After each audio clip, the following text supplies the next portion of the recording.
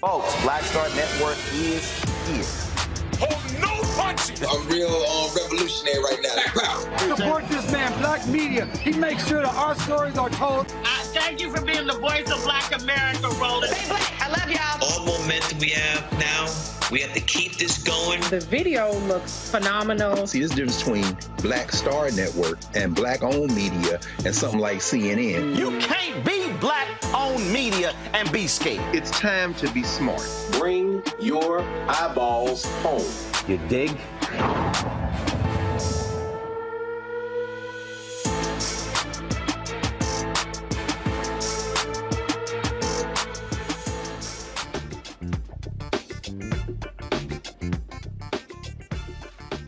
Today's Monday, October 2nd, 2023, coming up on Roland Martin Unfiltered, streaming live on the Black Star Network. The black police chief in Baton Rouge, Louisiana, is pressured to resign after calling out several council members during last week's brutal meeting, folks. Folks, it was stunning, and this was a police chief who was trying to stop police corruption. Activist Gary Chambers is going to be with us. Wait until we show you the back and forth when you're the black police chief doing the right thing. An Oklahoma tribal judge rules in favor of citizenship for descendants of the Creek slaves. Civil rights attorney and founder of Justice for Greenwood, Damario Solomon-Simmons, will join us to tell us about this historic ruling. The government shutdown has been averted. Republicans, though, are still crazed about it. And Speaker Kevin McCarthy, how do you criticize Democrats who saved your ass? California has a new black United States senator after Governor Gavin Newsome picked replacement for the late Senator Dianne Feinstein. We'll tell you exactly who she is. And the real estate fraud trial for Donald Trump begins today. Boy, he went after Tish James, the New York State Attorney General. Y'all know she had no problem smacking him back. Also, it's Breast Cancer Awareness Month, and we'll talk to the CEO and co-founder of Touch the Black Breast Cancer Alliance about why black women must advocate for themselves. It is time to bring the funk. I'm Roland Martin Unfiltered on the Black Star Network. Let's go. He's got it. Whatever the miss, he's on it. Whatever it is, he's got the scoop, the fact, the find. And when it breaks, he's right on time and it's rolling. Best believe he's knowing. Putting it down from sports to news to politics. With entertainment just for kicks, he's rolling. It's on go, roll, y'all. It's Roland Martin, yeah.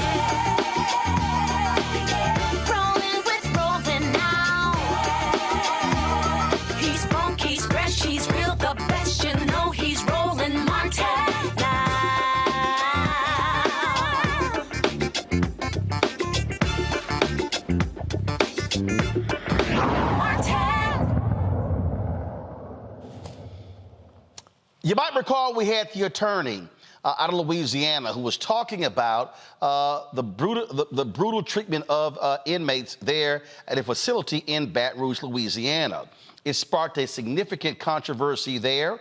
The mayor demanded changes, and the black police chief of Baton Rouge, well, he agreed. He actually fired a number of officers. Several others actually resigned. Yet, why has this police chief been pressured to resign by largely white city council members? Folks, we're going to show you the video from the council meeting. And if you want to see a police chief who did not mince any words, watch this. With all due respect, Chief Paul, I think 7 years you've been with us. 7 years you've been with us. I appreciate the fact of finding the bad actors in this department and everything else. And we talk about trust in the police department and everything. But the buck stops with you. We all know that. You've said that before and so on. And I want these people that perpetrated this and that took people to that place and assaulted these people or whatever that happened or claimed to happen and everything else. But it's a stain on East Baton Rouge Parish. It's a stain on the city of Baton Rouge. It's a stain on the police department. And everyone has to be held accountable. And I can't imagine whether it's you, and it's been going on for a long time, previous police chiefs and so on, that wouldn't know about this, that wouldn't know anything or had complaints before or enough complaints. Several people stood up here and said that they've complained about it. They said something about it. They brought it to people's attention. And yet nothing was done until some investigator or however it got out found out. And with all due respect to your position, police chief, I think, and I would ask, that you step back for a while from your position. I know you're fixing to leave, but I think it all has to be held accountable. Everyone. To put trust back in the community, everyone has to be held accountable until the investigation is going through. Again, like I said, even former police chiefs, as far as this investigation goes with the FBI. I don't know how we can show the public that we're truly investigating internally or whatever else when you say you're sitting here didn't know anything about it, or you said before you didn't know anything about it, or hasn't acted on something previously that happened. That's just my feeling. That's your word. That's a lot. Hey, Chief. Chief, I'm gonna let you come to the mic, though. I'm gonna let you come to the mic. No, I'm not. Chief. I'm not blaming. Look. I want to get this straight. I am not blaming Chief Paul. Ladies and gentlemen, I'm gonna let Chief Paul come to the mic and respond. I'm gonna let Chief Paul come to the mic and respond. No. Officers, we don't want to arrest anybody. Hey, Gary, if you let me do my job, I'm going to do my job. Gentlemen, we don't want to arrest anybody. Don't.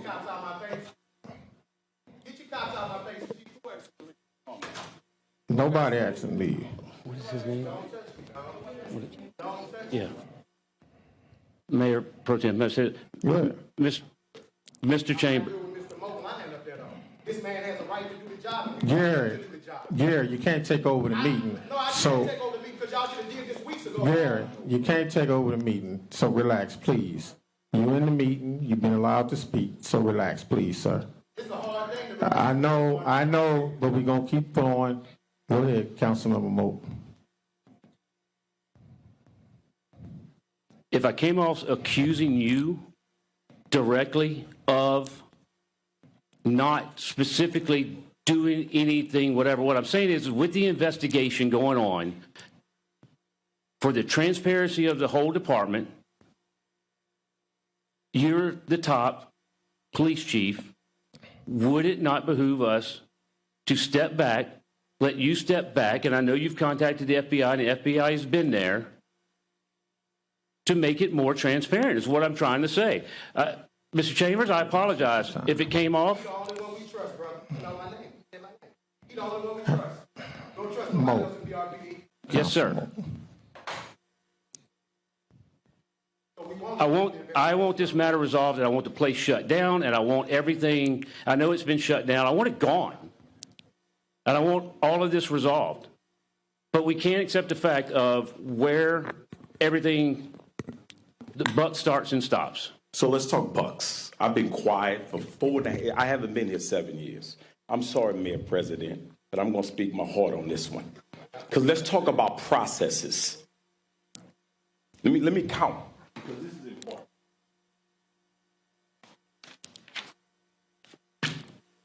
14 police officers were terminated. 1, 2, 3, 4, 5, 6, 7, 8 resigned under investigation. And then there's appeals. And you know what you do? You strip my funding. Yeah. Are you going to pay the attorney all the money that I already owe them for the bad cops that the Civil Service Board, where we're going to be here tomorrow, and none of y'all going to be here. And y'all sitting here trying to deal off these people's emotions, and some of y'all the problem. Jen Rocker, you sit there, defund the police department's budget from a legal standpoint, and then come here because I don't have legal representation and I got to play lawyer to fight these bad actors. Let's talk facts. Let's talk facts. And then what you do? Then you go and you appoint people to the Civil Service Board that have direct ties to the union. There are 5 people on the Civil Service Board. What's wrong with good law-abiding citizens? You putting people on the Civil Service Board with direct ties to the union and wonder why they reverse the decisions that I make. I've been quiet, but I'm not going to be quiet no more. Where were you when they called my kids gangbangers? Where were you? You know about the pictures when they called my black boys gangbangers, and I prayed for them. When the former chiefs of police sit down and share pictures of me and my girlfriend, and I prayed for them. Where were you, Mocha, when they went to Texas, to the camp, and called me a nigger because I was trying to bring reform in this police department? Where were you then, speaking up for them? Don't sit here and play like you don't know about this group of body that try to force the mayor to sit there and fire me for lies and say I only discipline white folks, which is a lie. Don't pretend like you don't know that. Don't pretend like you don't know that. It's tight, but it's right. Talk about my little black kids, and I prayed for y'all. I prayed for them. And you sit here like you different, like you not in cahoots. Because I'm going to tell you what they said. They got 6 of y'all in their pocket. Facts. 6 of y'all in their pocket. That's what the union said. The same union tomorrow, when we have a hearing right here before this body, where I said that the search and seizures were improper and illegal. How many of y'all gonna be here tomorrow when the attorneys fight and say I should not have disciplined that officer? I've been quiet for 5.5 years, but after November the 8th, I'm not gonna be quiet no more. I've been praying for y'all. You think I don't know about the backdoor meetings y'all have with these people, and you sit here like you some, come on now. Thank you, Chief. Woo! Joining us right now is activist Gary Chambers. Gary, glad to have you on the show. It is rare to see a police chief who is an employee of the city go off on his employers like that brother did in this video. Clearly, he is fed up. No audio, Gary. I think you're on mute. Thank you, Roland, for highlighting this conversation that's happening in Baton Rouge. Chief Murphy Paul is a courageous leader, and what he did last week, I think, is the accumulation of frustration from years of serving over a police department that is rogue in many ways that he's been trying to clean up. He has fired 14 officers. 8 officers have resigned in lieu of termination, and I can't count how many have retired as a result of his leadership. We were pushing last week to make sure that the chief did the job that he's doing right now. We felt that he needed to be more swift on acting on this issue, but, you know, he is the police, and I want to remind people that Murphy Paul and I have had our share of tussles around police accountability. But what you see is a black leader who is attempting to do the right thing. And I believe when you have a leader that is doing the right thing, that it is on us to stand up with him. You've got council members like Jen Rocker and Aaron Moak here in Baton Rouge who want him to resign. Here's the deal, Roland. He's already announced that he's retiring November the 8th. And so then to ask him to resign at a council meeting was adding insult to injury. And I don't sit silent while black leaders are disrespected by white folks who have no courage to do the right thing. Jen Rocker, who was making those comments when the Alton Sterling lawsuit was there, she didn't vote to settle it, but she wanted to have optics at a council meeting on the chief as if she's on the side of justice because she wants to be a judge. And so with this national platform you're providing, Roland, you're allowing the things that are taking place in Baton Rouge to be exposed to the rest of the nation. And it's high time because everybody knows we got Boosie, and you see the chief set it off. So okay, what just jumps out at me, you have the police chief, Chief Paul, who literally says, why are you defunding the legal department? So when he says, I don't have any attorneys representing me here, what is he talking about? So the chief has, every time he sends a person for termination, they have to go before the Civil Service Board here in Baton Rouge. The chief has legal representation that goes to those meetings with him to help him get success on behalf of the citizens to get rid of these rogue police officers. People like Jen Rocker, who is an attorney in the city of Baton Rouge, Aaron Moak, who's a council member, voted to end his funding or not to approve his funding for his lawyers. So when he goes before this Civil Service Board, which was previously stacked by union representation, he doesn't even have legal representation that understands the law at a depth deeper than him to fight to ensure that these officers don't get back on. Wait, now I'm confused. So the council member sits there and says, I want this shut down, I want these people gone, I want these things handled, yet when the chief fires these rogue officers, then the city is not sending a lawyer to the hearing to argue the city's case as to why the chief is firing them? They would rather use a city attorney rather than hire competent counsel that has expertise, a subject matter expert on these deals. And that is, in any other city, this would be laughable that Republicans would be voting against funding for a police chief, right? But you have Republicans in the city of Baton Rouge who are voting against funding for a police chief because he's black. Let's just tell the truth. Because when Carl Dabney was the chief of police and Alton Sterling was killed, many of these people were silent within our community, but now they want to talk about justice. And remember, Roland, the officers involved, the picture of the main officer is black. So the cop that they want fired is a black cop, too. Let's see if they're white cops that are doing the same thing and they have the same tone. The chief also talks about this review board that says these individuals have direct ties to the union. That's not the kind of folks you want on such a commission. You want folks who are impartial. Well, not our Baton Rouge City Council. See, Roland, Baton Rouge is a majority black city with a majority white city council. And so because of this, we have had manipulation and really horrible tactics that have been used to pursue a lack of equity. Aaron Moak's a new council member who's running for state representative. And you had Councilwoman Chawna Banks, who's also running for state representative, call out Jen Rocker at that meeting repeatedly. And we need leaders like Chawna Banks and Cleve Dunn because they are pushing the envelope to ensure that equity exists on that council. We wouldn't even have had this issue brought to the council if it wasn't for Councilman Dunn.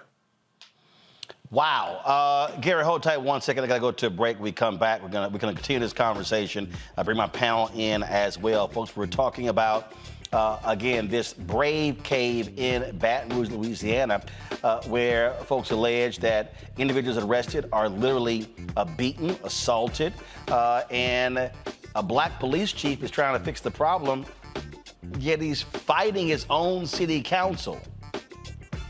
Could it be because he's a brother? You're watching Roland Martin Unfiltered right here on the Black Star Network. hatred on the streets, a horrific scene, a white nationalist rally that descended into deadly violence. White people are losing their damn minds.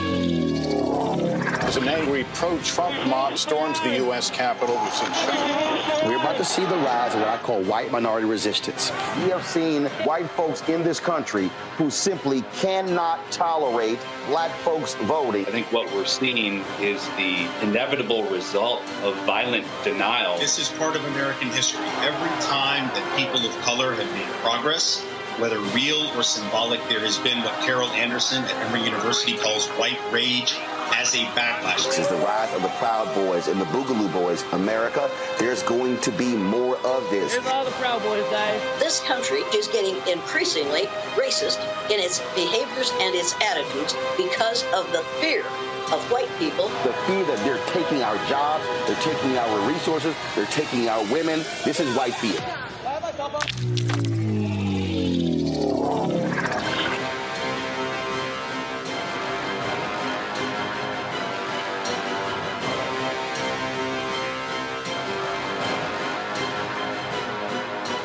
On the next Get Wealthy with me, Deborah Owens, America's Wealth Coach, we talk about the principles of mindset, strategy, and execution. This week, we're adding a fourth, faith. You're going to hear from a mother and daughter duo who are helping thousands of Black women build wealth, all through their faith. You are more than you can ever imagine. Not just obtaining things to show that, but seeing yourself. Making your faith work for you. That's right here on Get Wealthy, only on Black Star Network.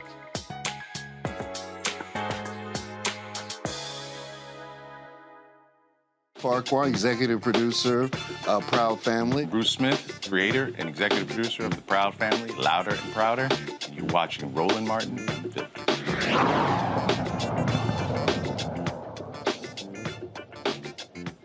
Welcome back to Roland Martin Unfiltered. We're talking to Baton Rouge activist Gary Chambers about what's going on in that city when it comes to this brave cave that a number of people have been made clear that they want shut down because of the actions of police there.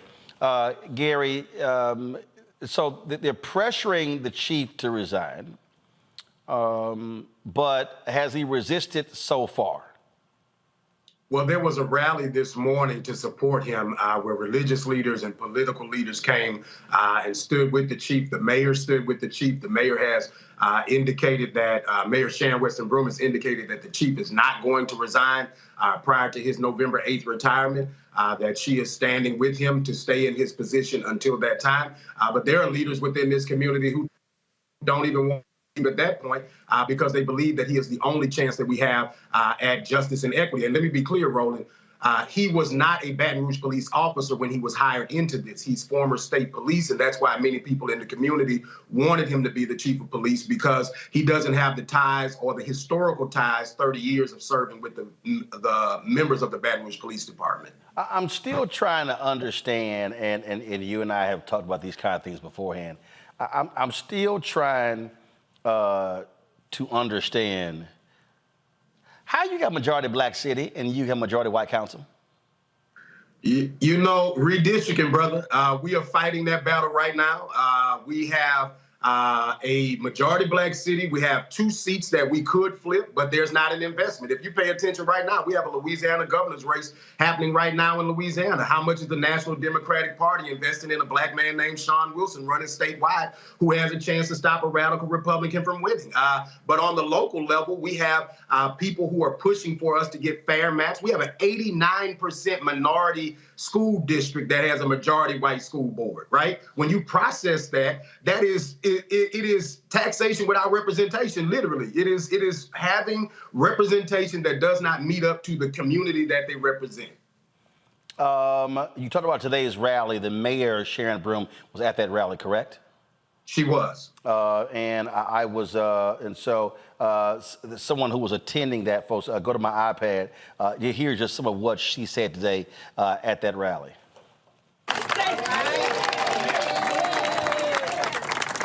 Make no mistake about it. He is esteemed by the White House.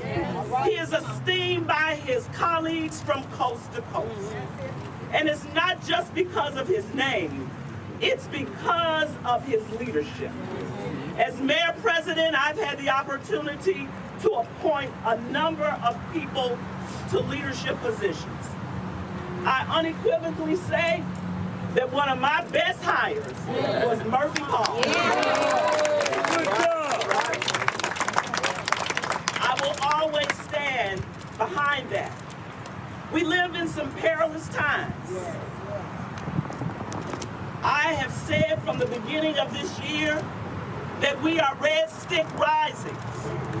What you see behind me, around me, out here is red stick rising. What you heard from Chief Paul is we are no longer satisfied with just letting things go by. All right, Gary, what happens next? Obviously, federal authorities are looking into this police department. Is this chief going to tough it out until, look, we're going to talk about, a month left, right, before he officially retires?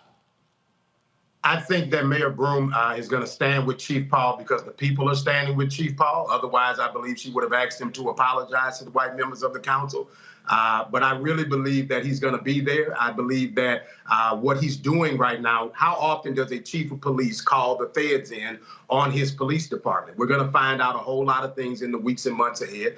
And I would really like Murphy Paul to help stay at the head of this investigation because he's got the integrity and he's proven to us already he'll deal with bad cops.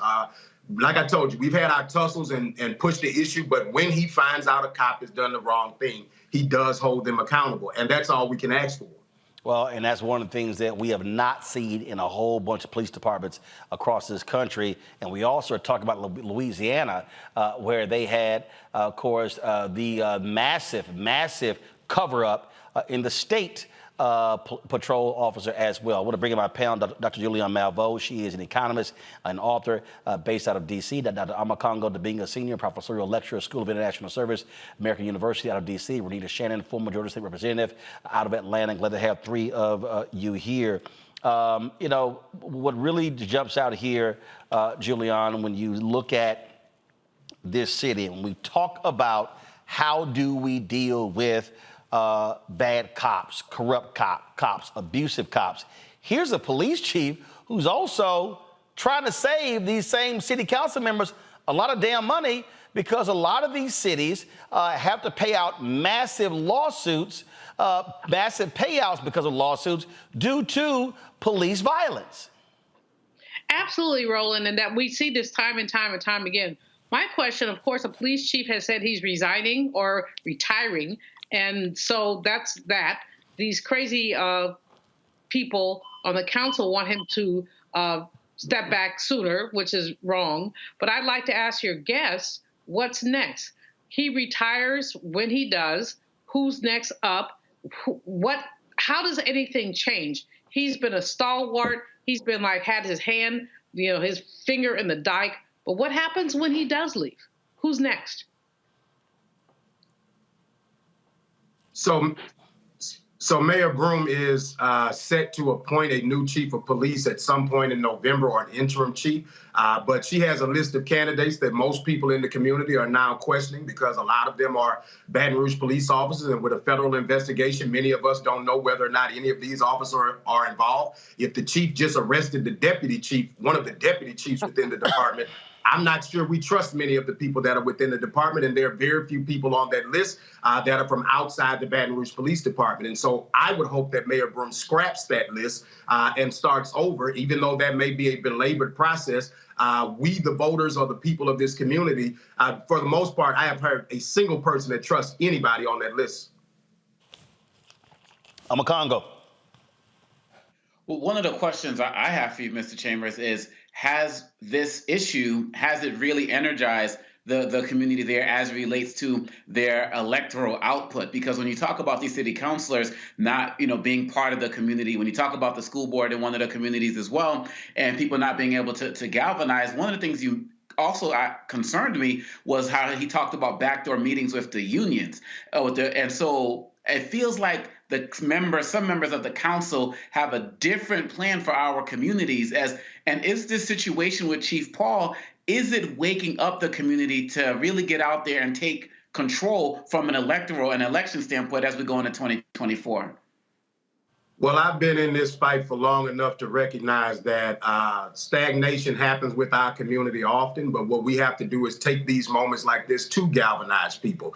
In 2016, when Alton Sterling was killed, we elected a more progressive leader for our community, and we got police reform and a more equitable chief of police. I think that these things are going to cause people to rise up. They're paying attention. And the more that folks like Roland and yourself highlight conversations of what's happening in Baton Rouge, the more people get stirred up because they're watching, they're paying attention. And when the country's watching, that makes people say, you know what, we got to do something about this. Renita?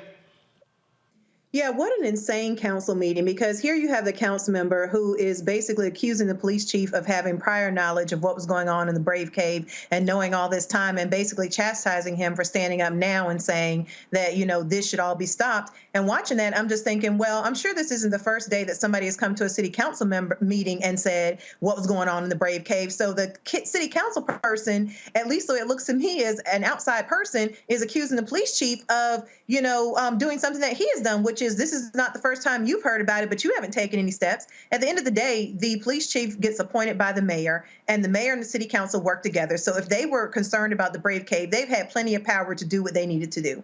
But my question for you, Gary, and good job on your Senate campaign. I very much enjoyed watching that from afar.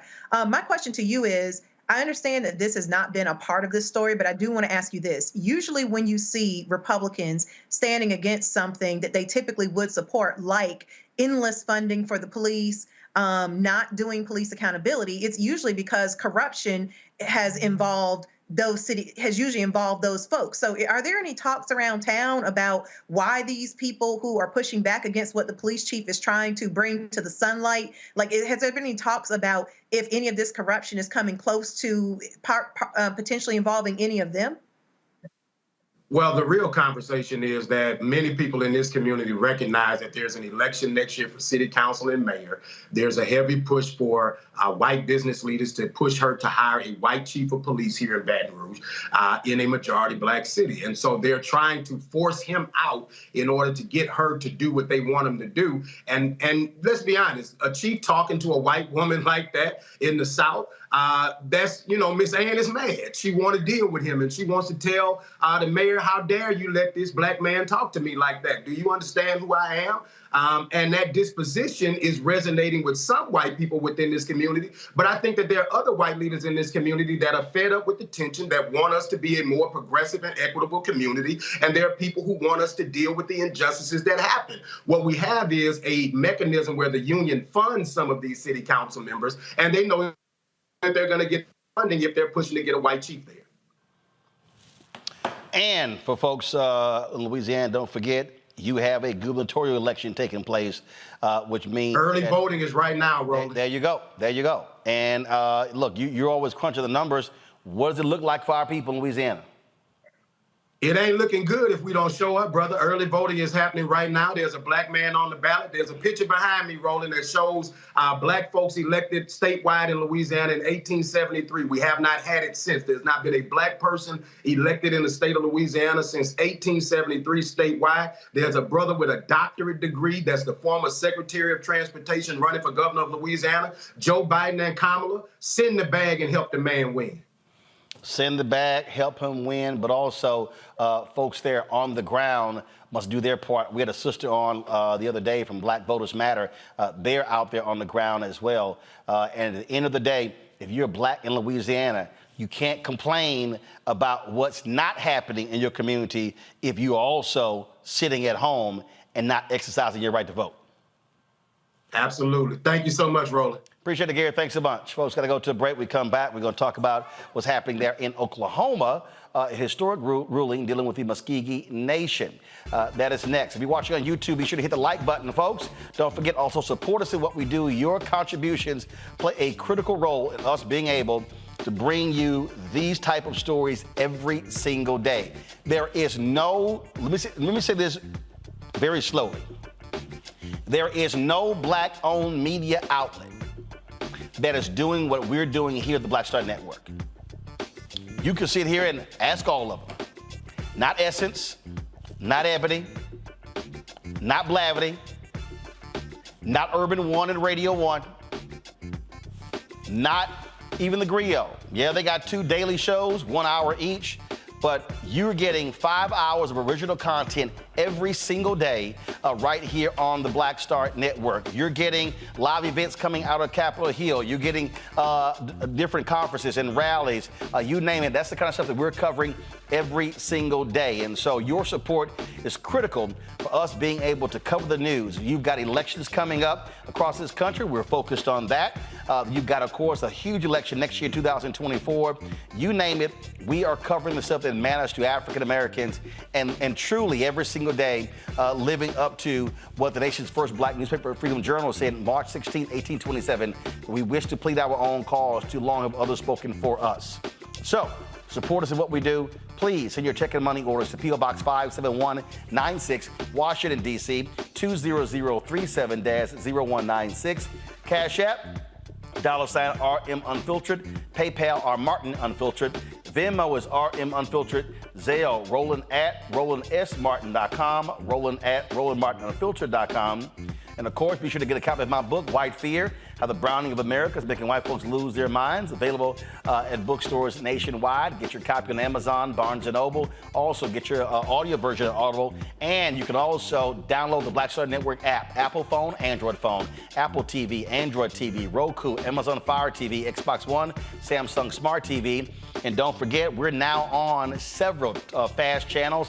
First, you can see us on Amazon News. Go to Amazon Fire, go to Amazon News. You can also tell Alexa, play news from the Black Star Network. When you support us, you're also supporting that 24-hour streaming channel, which is also available on Plex TV. You can check us out on Plex TV.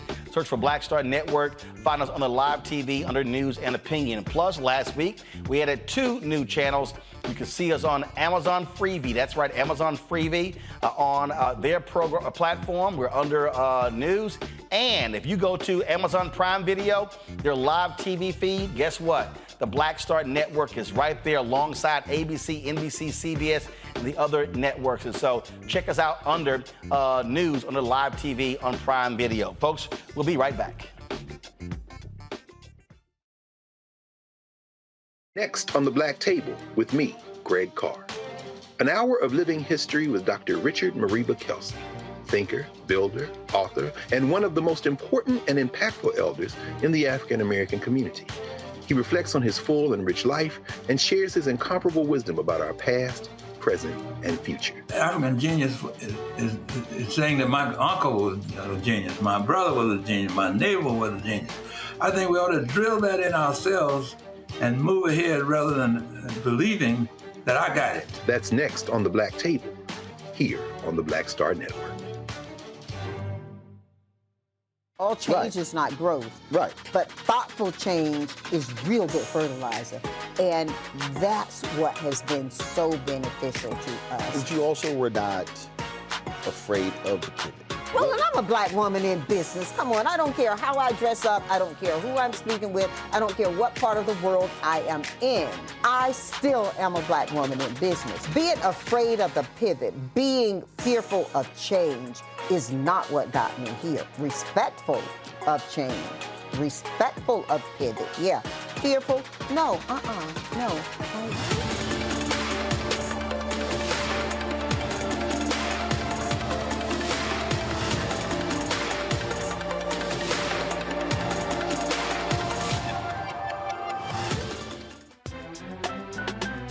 I'm Faraji Muhammad, live from LA. And this is The Culture. The Culture is a two-way conversation. You and me. We talk about the stories, politics, the good, the bad, and the downright ugly. So join our community every day at 3 p.m. Eastern and let your voice be heard. Hey, we're all in this together. So let's talk about it and see what kind of trouble we can get into. It's The Culture. Weekdays at 3, only on the Black Star Network. This is Essence Atkins. What's the love king of R&B, Raheem Devon? It's me, Sherry Shepard, and you know what you watch. You're watching Roland Martin, Unfiltered.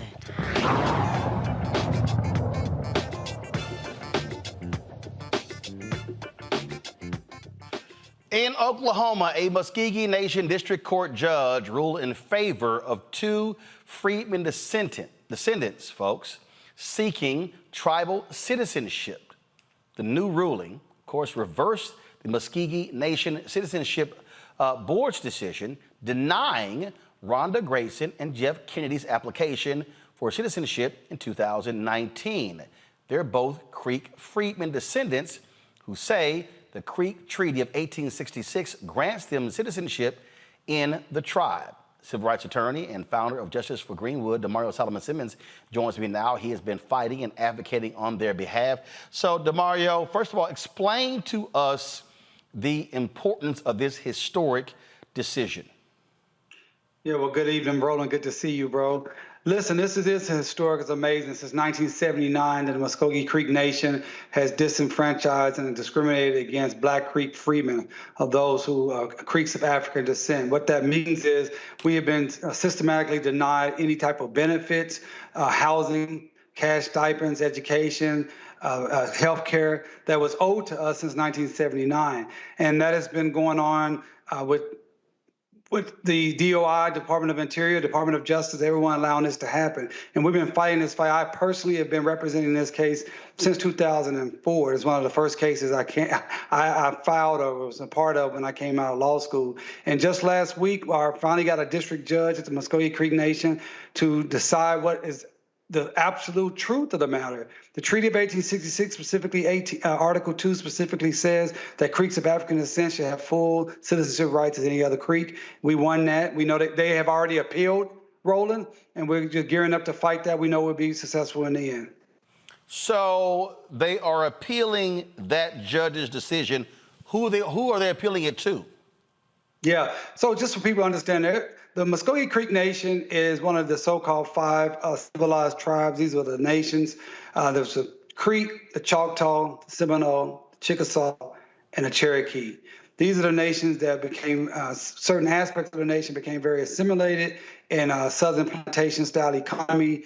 They had enslaved Africans and also enslaved Black members of their tribe who were already just indigenous and original. They were marched on the Trail of Tears to Oklahoma, what's now Oklahoma Indian Territory in the 1830s.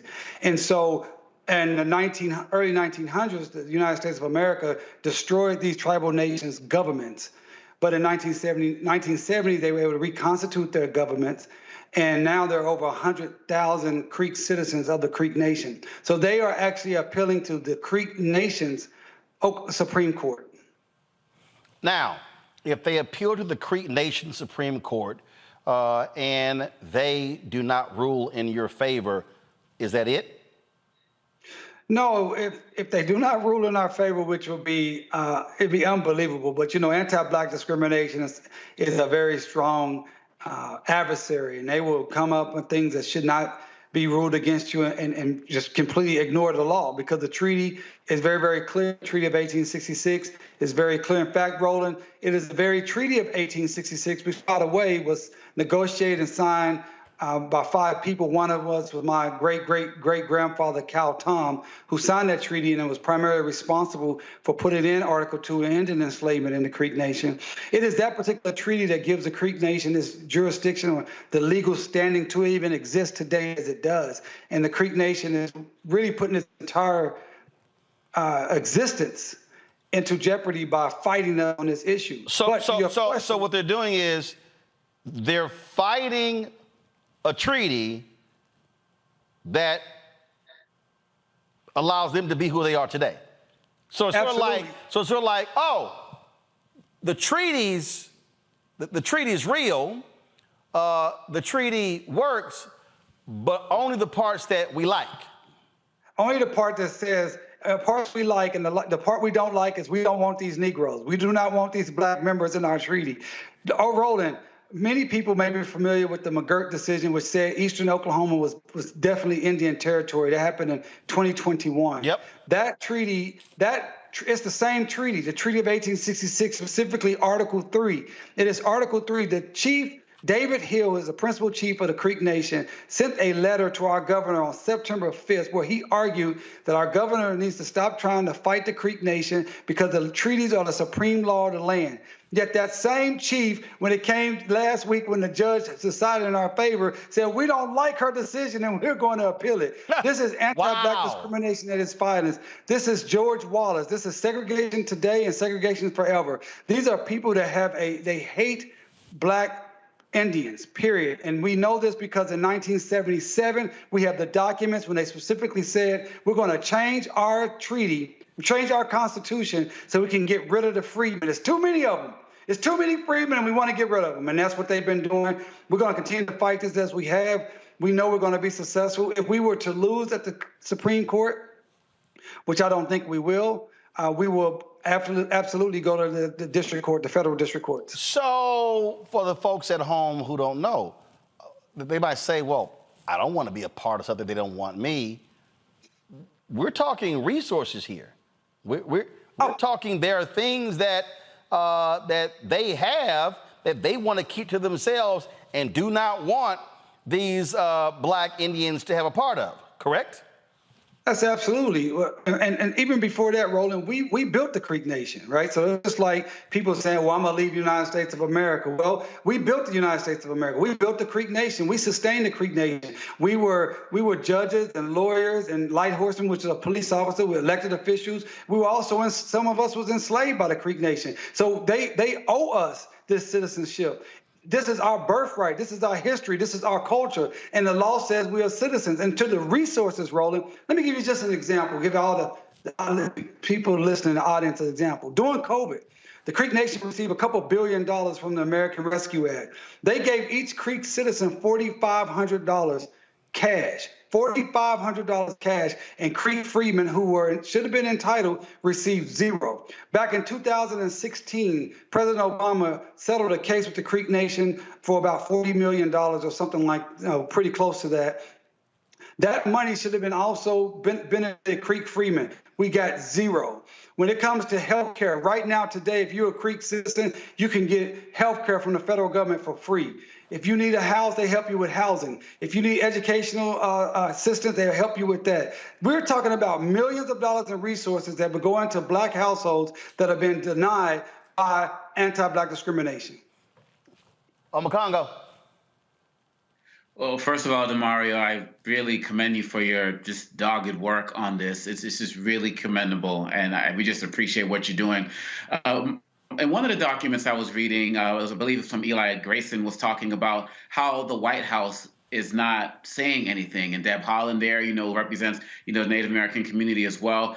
They've been kind of watching this go. What kind of pressure should we be seeing coming from the White House as it relates to recognizing you all's rights? Great question, and Roland, I saw him a couple of times last week while I was in D.C. for the ALC conference, and I spent the next week after the weekend on Capitol Hill and in the executive branch lobbying or talking to our members, particularly our Congressional Black Caucus members. Had a great meeting with Representative Stephen Horsford, who's the chair of the Congressional Black Caucus. Also met with Representative Hank Johnson, Representative Maxine Waters, who has been a stalwart champion on this issue. We want the entire Congressional Black Caucus to have a unified voice that they will not stand for Black Creek freedmen continue to be discriminated against. So everyone can contact Representative Horsford and let him know that we want the Black Caucus to stand strong. Talking to Deb Haaland, I'm happy to report that Representative Horsford said he would speak with Deb Haaland because the Department of Interior and the executive branch could stop this right now. The Department of Interior, Deb Haaland, who's the Secretary of the Department of Interior, she could order the Creek Nation today to stop their anti-black discrimination, or the United States of America will not recognize their government-to-government relations. That has happened before with the Seminole Nation. It's a precedent for this, so this is something that we can push on all of our elected leaders, our Black elected leaders, to put pressure on Deb Haaland and the White House to make sure that they stop discriminating against Black Creek Indians. I want to be clear, it's over 150,000 Black Creek Indians throughout this country. This is not just an Oklahoma issue. This is something that will substantially impact and improve the lives of Black communities across this nation. Renita.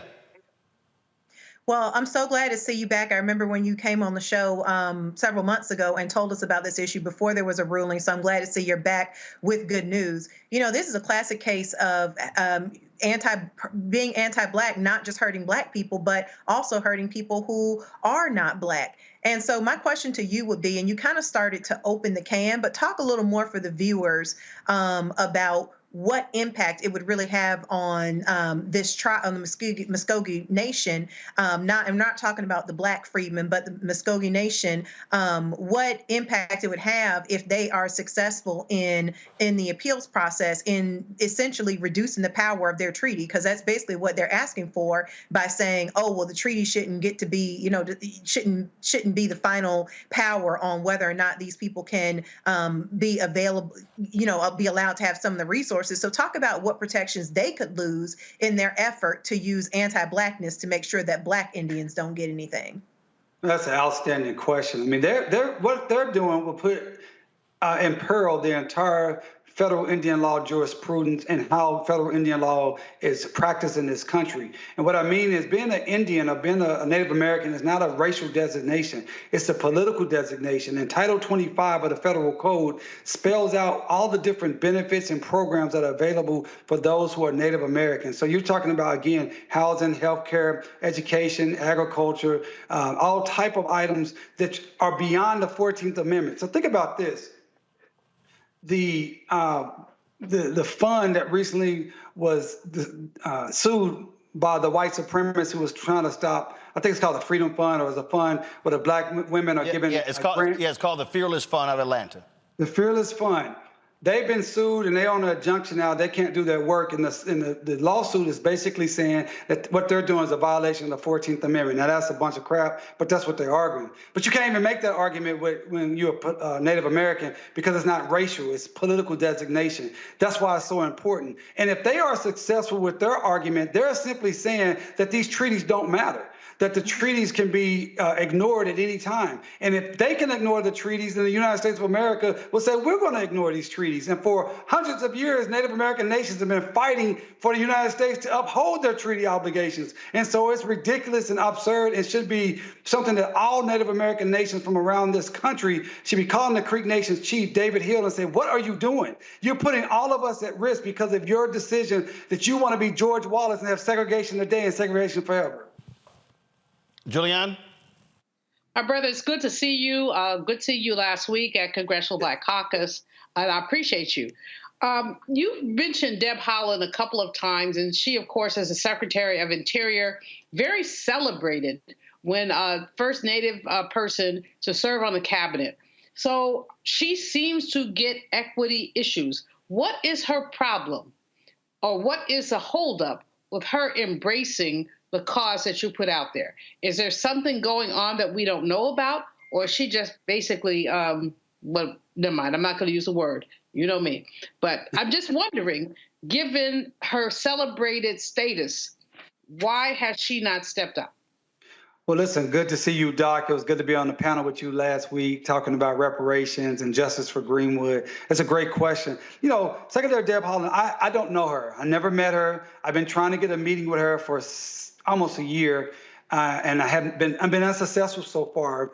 I will say this, publicly on May 12th, 2021, I think it was, Deb Haaland issued a press release regarding the Cherokee Nation, which had re-adopted their Black Cherokees and treating them as first-class citizens. And in that press release, she said she called upon all the other nations, including the Creek Nation, to fulfill their legal and moral obligation to their freedmen. She said their legal and their moral obligation to their freedmen.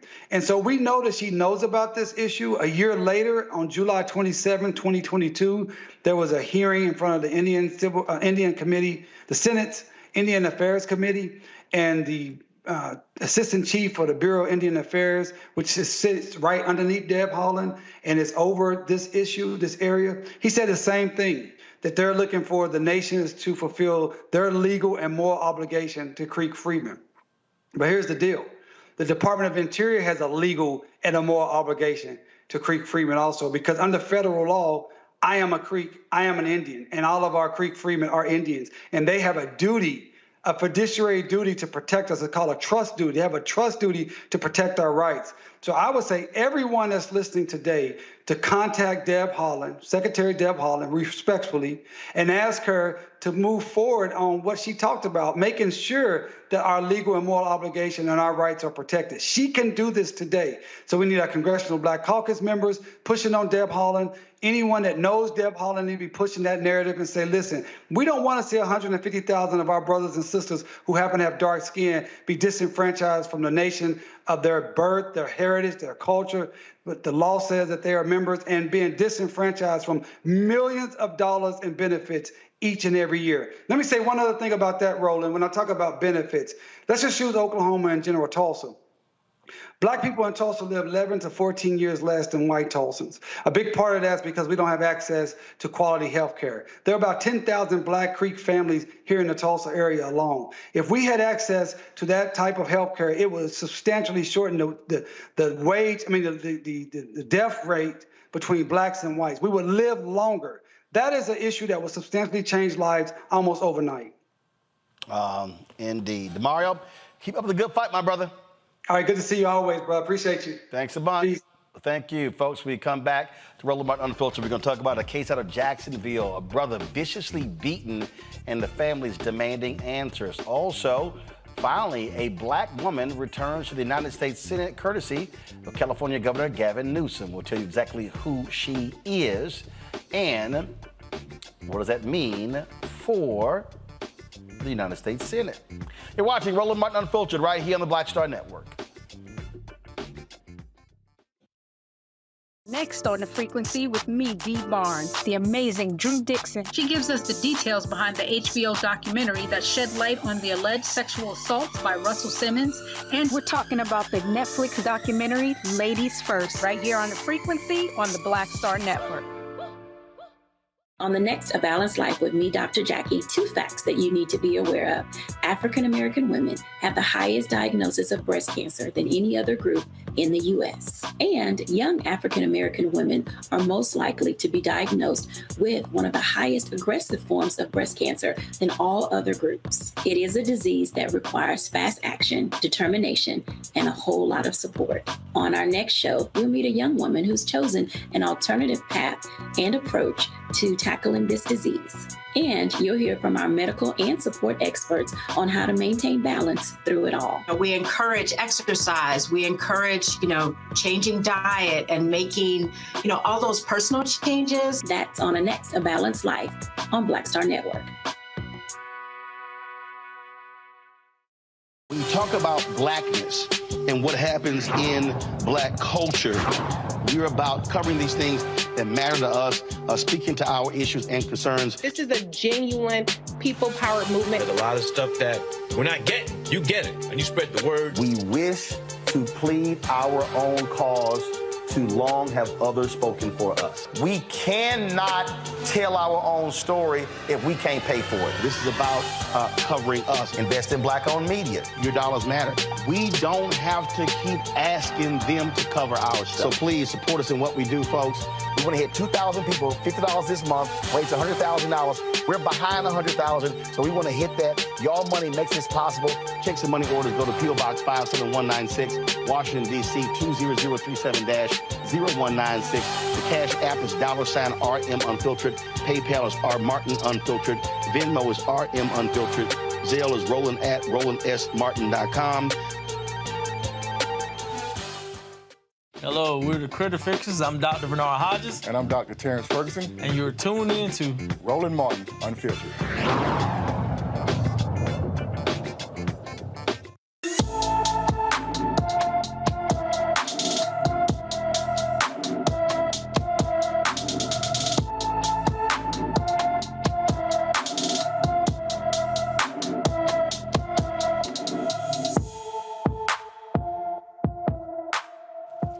Tamira Lachey has been missing from Philadelphia, Pennsylvania since September 7th. The 33-year-old is 5 feet 2 inches tall, weighs 150 pounds, with black hair and brown eyes. She was last seen wearing all black clothing.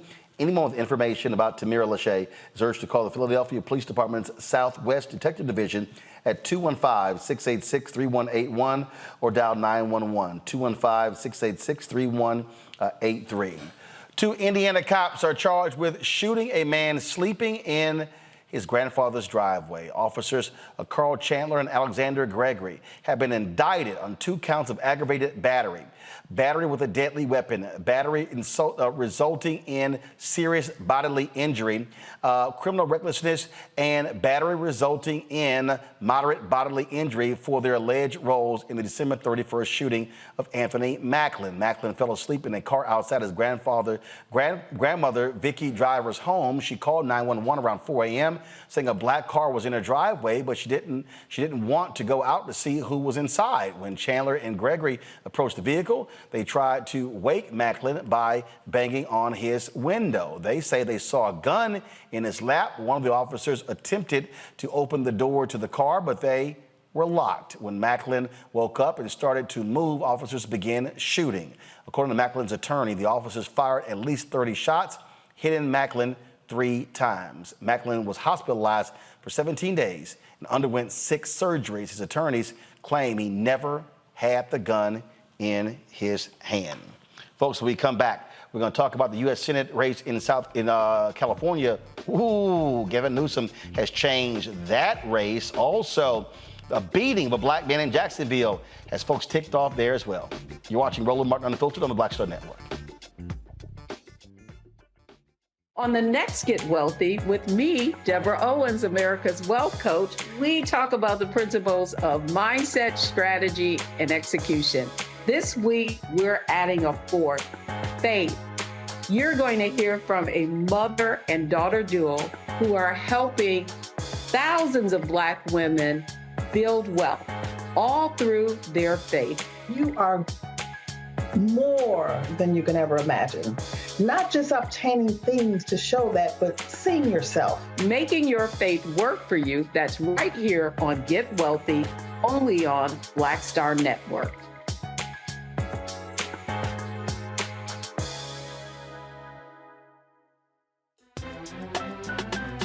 I'm Faraji Muhammad, live from LA. And this is The Culture. The Culture is a two-way conversation. You and me. We talk about the stories, politics, the good, the bad, and the downright ugly. So join our community every day at 3 p.m. Eastern and let your voice be heard. Hey, we're all in this together. So let's talk about it and see what kind of trouble we can get into. It's The Culture. Weekdays at 3, only on the Black Star Network.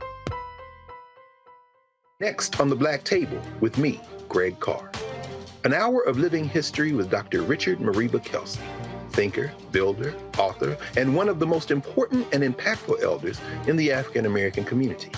He reflects on his full and rich life and shares his incomparable wisdom about our past, present, and future. African genius is saying that my uncle was a genius, my brother was a genius, my neighbor was a genius.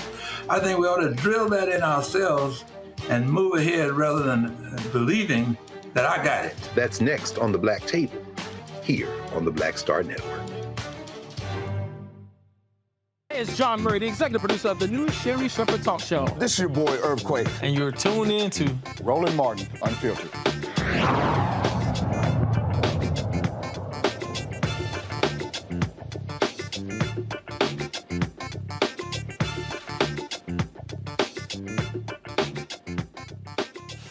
Wow, California Governor Gavin Newsome, he's playing chess and really laying the groundwork for a presidential run in 2028. He kept his promise to appoint a black woman to replace Senator Dianne Feinstein, who died on Friday. But it was not the black woman many people thought.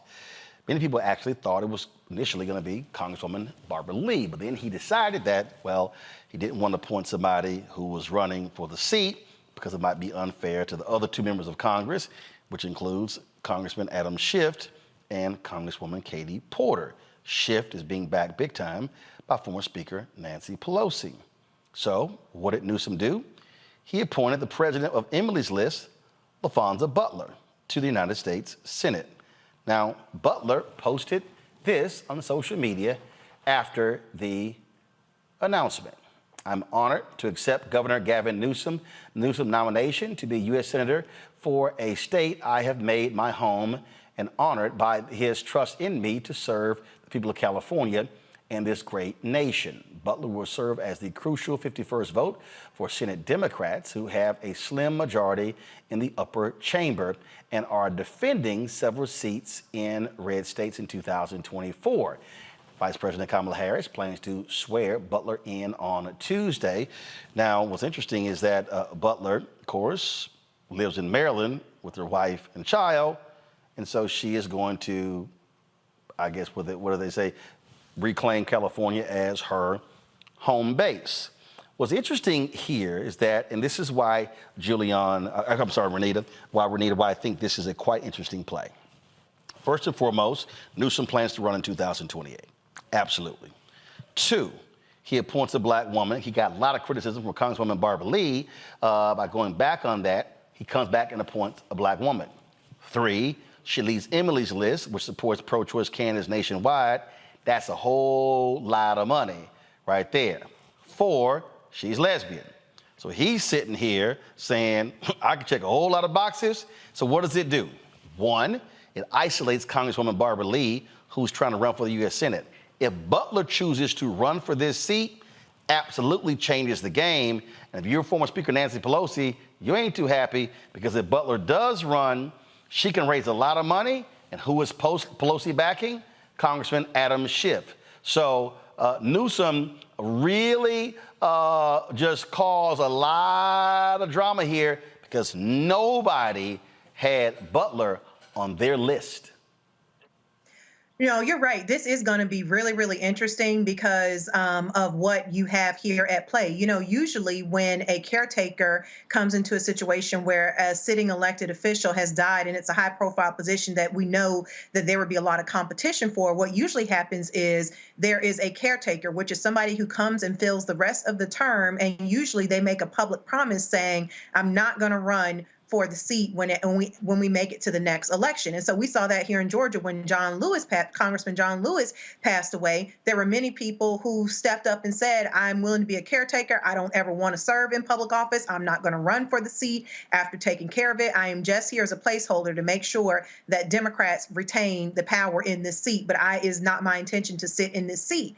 Now, that ultimately was not the process that Georgia went with to backfill Congressman Lewis's seat, but there was a lot of talk of that, and many people were in support of that. In this situation, you've got Laphonza appointed, but there are no stipulations on her not running for the seat in 2024. And so to your point, you're absolutely right. It sets up a few things. Number one, you've already got Barbara Lee in the race, who is well documented as someone that activists and organizers trust, and someone that, you know, the people trust. And she has a long electoral track record of people just kind of knowing how she moves as an elected official and what she will or will not do, versus Laphonza, who's just coming from Emily's List as a president of Emily's List, which has a long and earned record of not supporting Black women candidates. And that record did not change under Laphonza. In addition, as you mentioned, it was 24 hours ago, she still had her location, home base as Maryland on Twitter.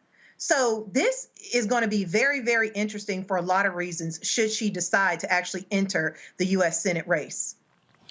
I can't wait to hear what Giuliani has to say. Oh, Roland. You know, Gavin and I ran for the Board of Supervisors in San Francisco back in the 80s. He is a wily dude. He is very slick, and this shows his slickness to the max. The sister code is that Black women don't talk about each other ugly when we're out in public. So nobody's going to say anything about Laphonza, no more than what Renita has said, which is mild. There's other stuff that can be said, not about her, but about the process. I stand with Barbara Lee. We stand with Barbara Lee. The California Black Women's Network stands with Barbara Lee. And we're profoundly disappointed in Governor Newsome, because when this man had his chestnuts roasting on an open fire with a recall, Black women pulled his chestnuts out and helped him. So how dare he ignore our voices. But again, the sister code says we don't talk about folks. So all we want to really know is what happened. Because if Laphonza decides to file, you're going to have a food fight. She does have enormous fundraising capability, both from Emily's List, and let's not forget, she was the head of SEIU in California. So she's got labor, she's got the GBLTQIA community. She is a formidable force. But does she know the United States Senate? Does she know anything else? Many of us, I interviewed Kelly Tide Griffin, head of the California Black Women's Network this morning on my radio show. We're disappointed, but we're not going to diss the sister. But we are disappointed because Gavin needed us, and when he needed us, he leaned on us, and now he does not hear us. And that's the bottom line. He and Pelosi, but basically both want Adam Schiff. He's moderate, a middle of the road. They don't want a progressive, which would be either Katie, whatever her name is, or Barbara Lee. Katie Porter. Okay, I'm being myself. But anyway, they don't want them because they're too progressive. And so they really have lined up behind Schiff. And this is a way of basically bolstering Schiff, they thought. But this Laphonza sister may be time enough for them. And if she raises some money, she can upset the entire apple cart. So it's really interesting to see what's going to go down. Congo. So one of the other things I think is important to mention is that she's also 44 years old. And so when all of this talk about Biden and everybody being too old, he's, compared to Barbara Lee in terms of age and Schiff and others in terms of age, obviously Katie Porter's younger as well. This is also something that can help him going into 2028. And, originally he said that, he wanted to have somebody who didn't really have an interest in serving. But when he made the announcement, as Renita was saying, he didn't say that. So I think this is very strategic. And also she served as an advisor to Kamala Harris, and who also has her own presidential aspirations, I'm sure, for 2028. And so this is, there could be if she decides to say, hey, I'm pretty comfortable here, there could be a potential, Newsome Butler ticket. And, going to some of what Dr. Malveaux was saying as well, there are about like 12 other candidates who are running for Senate in California. And so this is another person who, if she decides to stay, it's also going to dilute the female vote overall, across all races as well. And so I believe that there are many people in California, particularly in the Black community, who are upset, who feel like, he disrespected, Barbara Lee and her legacy. But I feel like he's playing the long game. And this is going to lead to, she already has that national profile. And I'm very concerned with all of these outside California voices, people who aren't, familiar with what's going on, is just going to, because of the Emily List, because of the union background, because of all this, going to throw major support her way just because of that name recognition. So this is very strategic on Newsome's part. And I feel like those who support, Barbara Lee, people need to really hunker down and go hard, because if this is what we want, we got to make sure we fight for that. And Newsome ultimately does not control the votes that the Black people in California and more in California, in terms of the constituency that Barbara Lee has built, can bring to the table. All righty. Well, I think it's going to be quite interesting here. And again, what people don't understand here, Renita, politics is politics.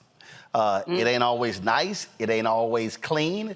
And again, if you're Newsome, we know exactly, we know where he wants to be in 2028.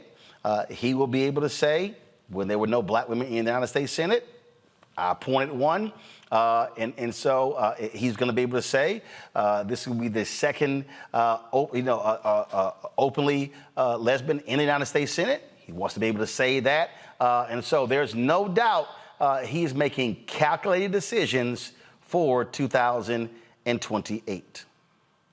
Right. I think he's making a calculated decision, as you said, and I think that it is not going to have the effect that he thinks that it will have. I think that he's going to end up with more problems from doing this than what he thinks that he will gain. That's just my prediction. What goes around comes around, and there are a lot of things in this situation that Dems have previously talked about in other states, where we had Herschel Walker basically living in Texas and trying to be the U.S. Senator for Georgia, and nobody liked it. So, there are a lot of things in this calculation that I think that he's miscalculated, that people people are not going to remember, because many of these things just happened yesterday. People didn't like it then, and they probably won't like it tomorrow. All right. You know, what goes around comes around. At the end of the day, what goes around comes around. And Gavin thinks he's slick, and he is slick. But, you know, slick does not always win the day. He made 2 promises, and he kept them. He appointed a black woman. He said the caretaker thing to me was so insulting. We've been taking care of America since we've been here. So to say a black woman would be a caretaker, you know, what are we, mammy? But he did appoint someone who seems to have no dog in the fight. This sister is formidable, and it may come back to bite him in the hind parts. All right, folks, hold tight 1 second. We come back. We're going to talk about this case out of Jacksonville. Black man viciously beating, caught on tape. People are now demanding answers. The sheriff speaks out today. We're going to show you that video right here. Also, on today's show, we'll talk about Breast Cancer Awareness Month. We'll have that. We avert a government shutdown. Donald Trump, he got to go up against Tish James in court. Wait till we show you what happened there. And also, 7 years ago, we were in Georgia for Many Rivers to Cross Festival, put together by the late, great Harry Belafonte. We'll show you some of that as we never forget Mr. B, who passed away earlier this year. You're watching Roland Martin Unfiltered right here on the Black Star Network. Don't forget to support us in what we do. Please send your check and money order. P.O. Box 57196, Washington, D.C. 20037-0196. Cash App, $RM Unfiltered. PayPal, R Martin Unfiltered. Venmo is RM Unfiltered. Zelle, Roland at RolandSMartin.com. Roland at RolandMartinUnfiltered.com. And don't forget, of course, download the Black Star Network app, Apple phone, Android phone, Apple TV, Android TV, Roku, Amazon Fire TV, Xbox One, Samsung Smart TV. And be sure to get a copy of my book, White Fear, How the Browning of America is Making White Folks Lose Their Minds. Available bookstores nationwide. Get it from Amazon, Barnes & Noble, Target. Download the audio version on Audible. We'll be right back.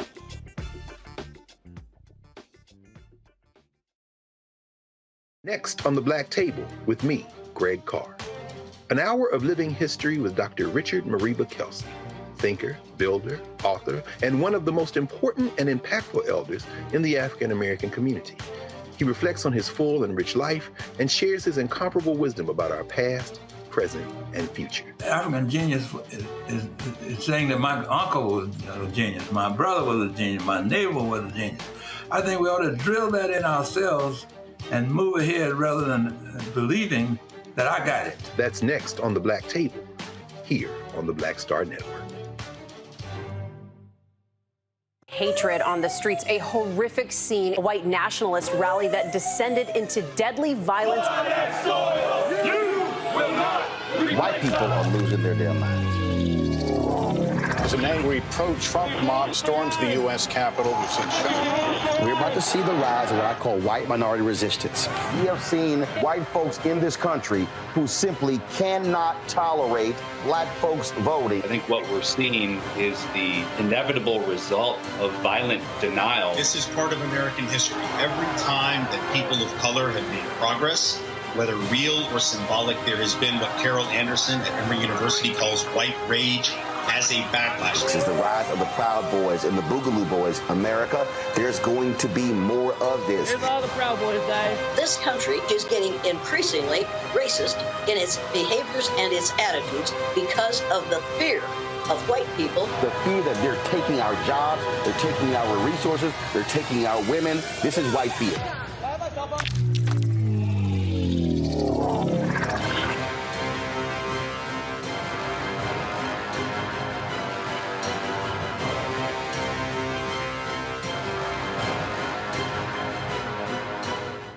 Hello, I'm Paula J. Parker. Truly proud of the Proud Family. I am Tommy Davidson. I play Oscar on Proud Family, Louder and Proud. Hi, I'm Jo Marie Payton, voice of Sugar Mama on Disney's Louder and Prouder, Disney Plus. And I'm with Roland Martin on Unfiltered.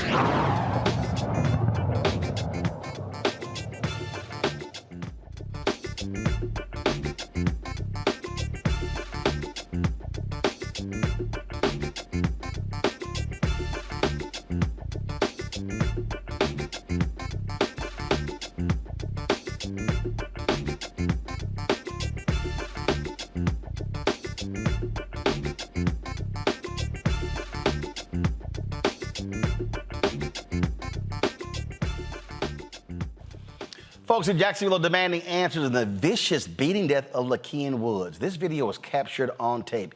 Folks, he was handcuffed and beaten by cops. Man, when you see his face was swollen. This is the body cam footage.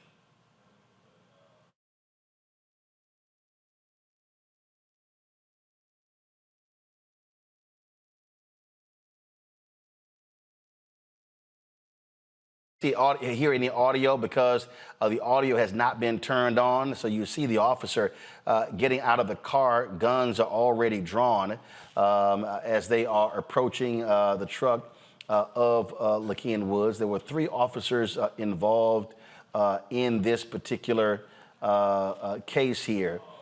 And so you now is the audio there, folks?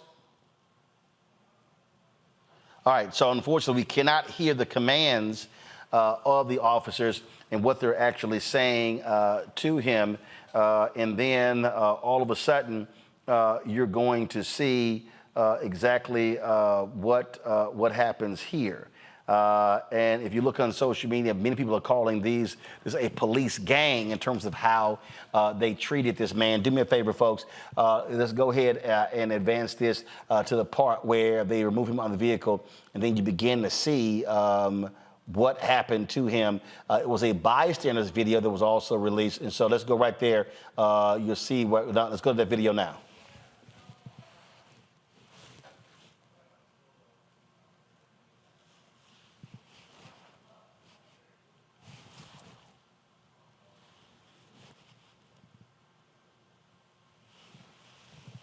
So you'll see here, so still no audio, so we can't, and I don't understand why the officer here did not have their audio on. Is capturing the video here, and as they are handcuffing him, and actually there are 2 individuals, so you still see there's a second individual that is in the still in the car. So you see they got the guns pointed to that car.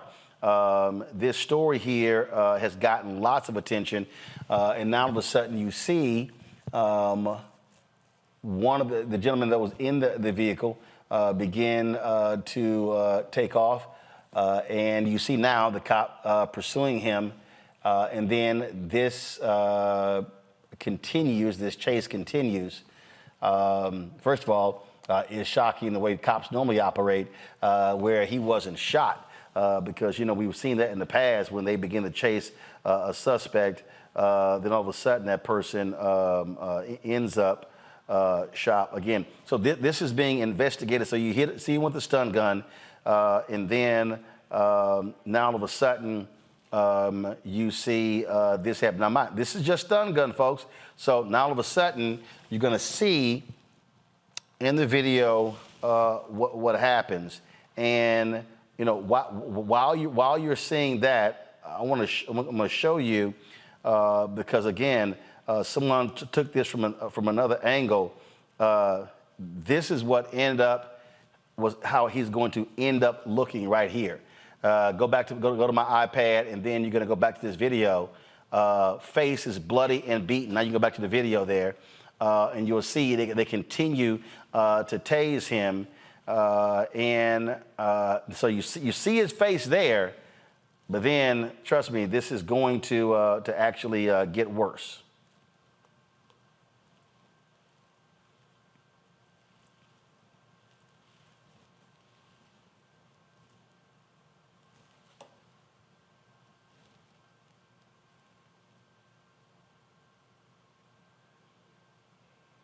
So you see the additional officers coming on, kneeing him in his face multiple times. Now the cop has his face in between his legs. He has his head face down in the grass. You see them literally still beating on him as we speak. So you have 2 officers now here, and they're trying to get his hand back, and they are still kneeing and beating him in the face. All right, folks, that was a news conference today involving the sheriff, and so let's play some of that video from the sheriff. Its content is not fact-checked by any entity. Because of this misinformation campaign by the anti-police fringe, our agency has come under fire and individual detectives' lives have been threatened. This intentionally misguiding manipulation of facts is wrong and dangerous, and I will not remain silent while the truth is buried to advance a particular agenda. The truth is, Woods sustained facial injuries when he fled from police and was tased, fell face first onto the concrete. Detectives struggled with him, and as I stated before, they used strikes to gain control, but he continued to resist arrest. The outcome of Woods' apprehension contrasts with that of his friends in the truck, who immediately complied with police and suffered no physical injury. Force looks ugly, as I stated before, because all force is ugly, not because the detectives engaged in misconduct. And based on the currently available information, the agency believes that the involved detectives acted appropriately with respect to the law and JSO policy. When an officer does wrong, I'll stand up here and tell you straight. I'll be honest. When a person hiding under the anonymity of the internet does wrong to an officer, I will also stand up here and tell you. And effective immediately, a critical incident briefing of this incident itself, which includes portions of the detective's body-worn camera footage, is available on all JSO media platforms and YouTube. Additionally, complete versions of all detectives' body-worn camera footage is available or will be very soon on JSO's transparency page. And I urge members of the public and the media to review both this briefing and the body-worn camera footage for more complete understanding of the nature and circumstances of Woods' arrest. And I'll take any questions if you guys have any. Sheriff, I was trying to, Scott Johnson, Channel 4, I was trying to understand. All right, that's the Sheriff T.K. Waters. Here's a photo of Lakean Woods after the fact. You heard the sheriff there, Julian, say, well, this is what happens when somebody runs away and resists, and that it's wrong for people to make assumptions about what took place here. Your thoughts? First of all, why was the audio cut out? I mean, if you supposedly have a body camera, why was the audio cut out? So when I looked at it, Roland, I cringed. I absolutely cringed at what happened to this brother. I think that the sheriff is covering up, and I think that that's what his job is. But I think that we need to push for somebody has audio.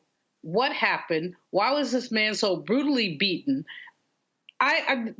This just keeps happening. It just keeps happening, and nobody's ever held accountable. And as you know, I'm doing this research on lynching right now, which puts some ice in my veins, and this is about it. What the culture of lynching is, anybody could do anything to a Black person, and there will be no consequences. This is what we got going on right here. So that brother can stand up there and say, well, this was justifiable. No, it was not. He was, even if he was running, you'd have to do all that. The man was basically brutalized. Congo? I'm concerned about the language of the chief when he talks about, oh, this is the work of an anti-police fringe. You can see he's kind of already jumping into some of that lingo and language. And when you see what happened to this young man, and we can talk about, yes, you shouldn't be resisting and the like, but police are also, and Renita talks about this every week, they're supposed to have their own training as it relates to how they engage in de-escalation, how they engage in arrest as well. Wasn't armed, wasn't swinging any knife, was already on the ground, and to get up looking like this, people, where's DeSantis, came into Jacksonville and talked about, anti-hate? Where are those, council people who, defended DeSantis when he was in there talking about we don't believe in violence of any sort? What are they going to say, as it relates to what happened to this brother? I want to hear what the other people in the car also had to say. And really, at the end of the day, I want to see that, that bystander video as well, because if we don't record our own stories, the police are going to constantly change the narrative. So, yeah, we have to look for all the facts to come out. But for this to start out like that, and people just to say, oh, I guess he just wasn't shot, we should be happy, that's just not enough. We need more. Yeah. Yeah, and I think, I'm glad that people are questioning this incident, because to me it's completely not feasible, and it is impossible to believe that his face would look like that all from just one fall. It's not like he fell from 10 stories high. He fell from standing up on the ground down to the concrete, and you're going to tell me that his eyes are going to look like that? I mean, no, that the way that his body looks is not something that would be consistent with a person, who's standing up on level ground and just falling to the ground. It's just not. And so I think that these incidents are very telling. The press conferences they have after are very telling, because here you have the sheriff complaining that people are saying things on the internet. You're supposed to be above all that. He should not be complaining about what is on the internet. Just do your job. And if you have evidence and proof to show that this is not what happened, what people are saying happened, then come forward with that. And so I think that it's always very telling when you're having police officers who are so defensive about people having any questions about them, when at the end of the day, taxpayers are the ones who pay police officers' salaries. We are the customers. And Black people are tired of handing over tax money only to be brutalized by police officers. Most Black people that I know are actually more worried about the crime and harm that comes from police officers in their neighborhoods than they are about what people would say are criminals doing crime in the neighborhood. Well, speaking of folks who do crime, Donald Trump today in New York City was actually headed to trial. Now, here's what's so hilarious here.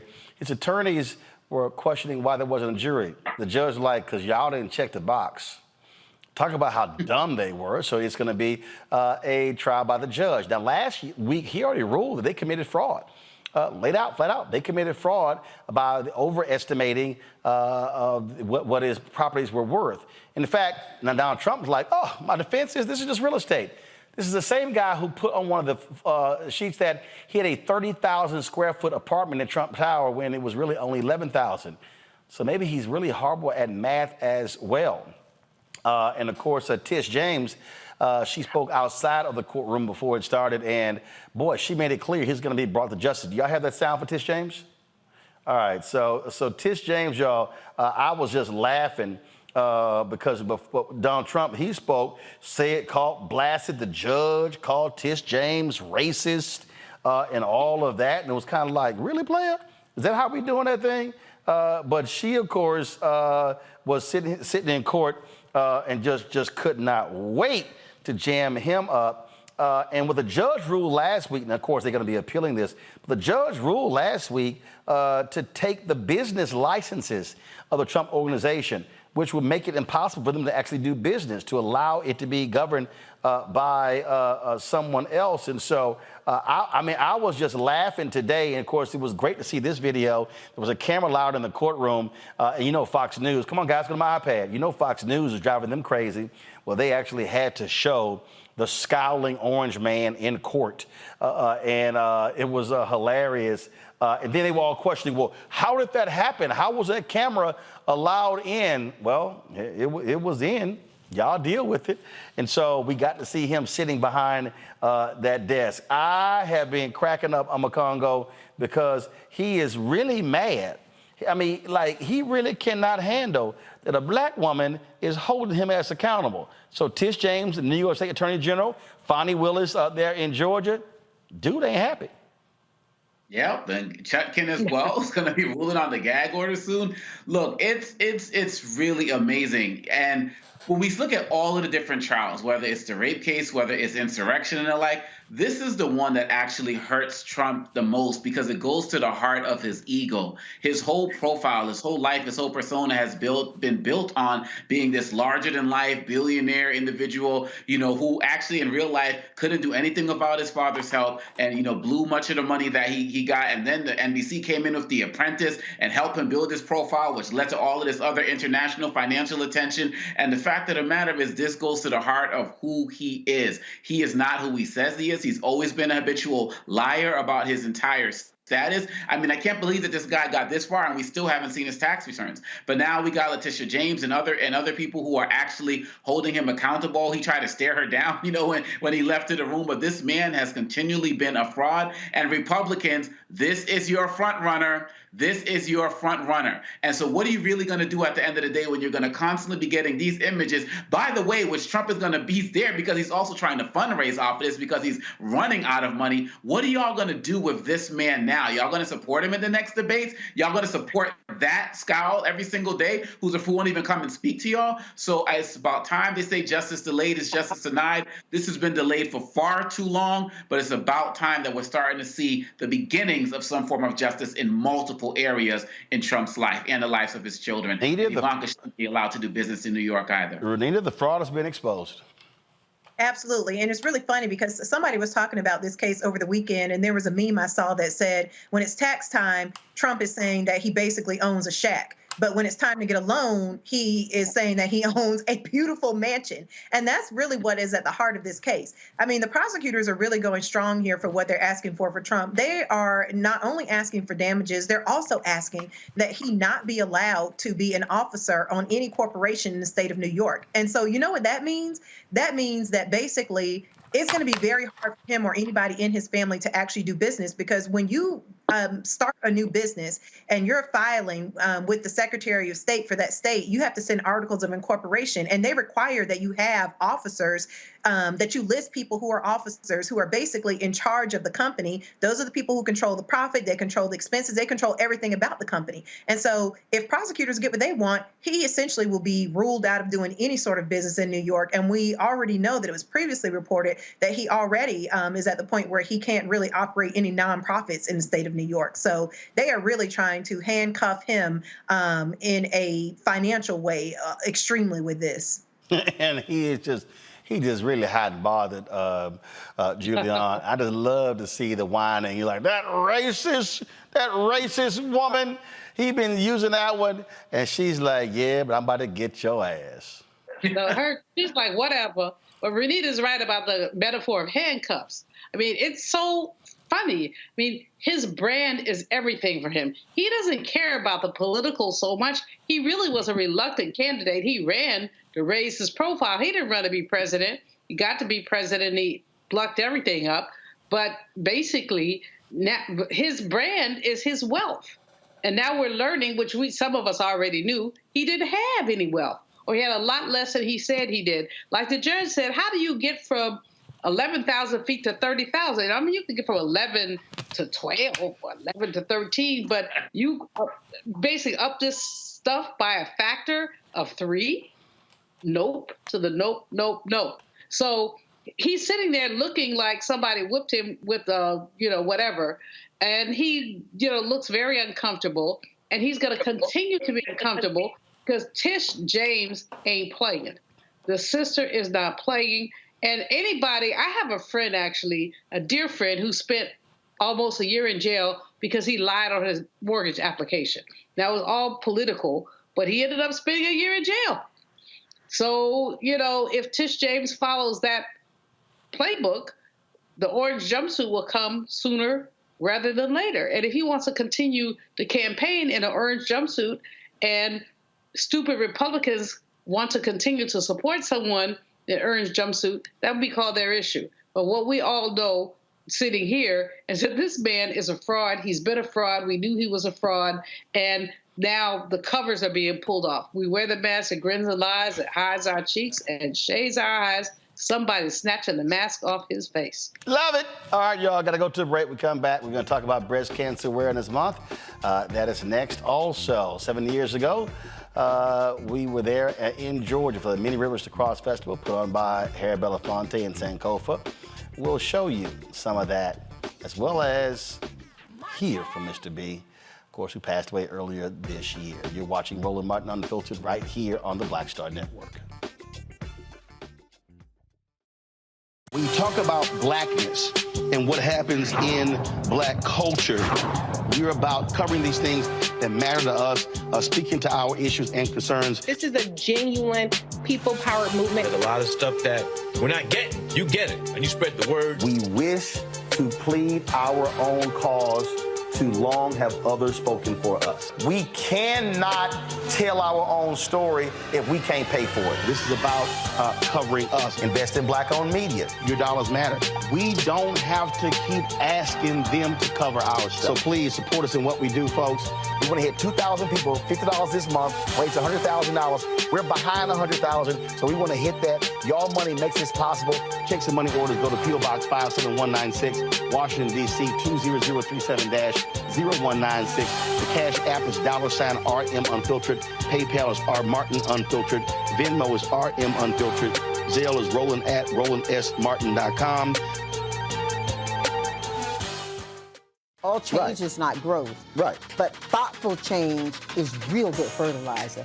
And that's what has been so beneficial to us. But you also were not afraid of the pivot.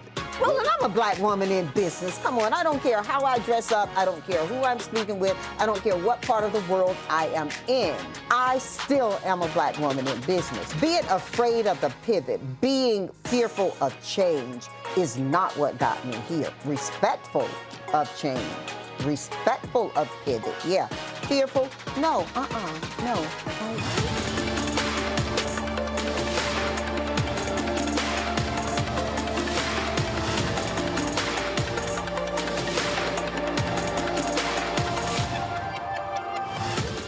Next on The Frequency with me, Dee Barnes, the amazing Drew Dixon. She gives us the details behind the HBO documentary that shed light on the alleged sexual assaults by Russell Simmons. And we're talking about the Netflix documentary, Ladies First, right here on The Frequency on the Black Star Network. On the next Get Wealthy with me, Deborah Owens, America's Wealth Coach, we talk about the principles of mindset, strategy, and execution. This week, we're adding a fourth, faith. You're going to hear from a mother and daughter duo who are helping thousands of Black women build wealth, all through their faith. You are more than you can ever imagine.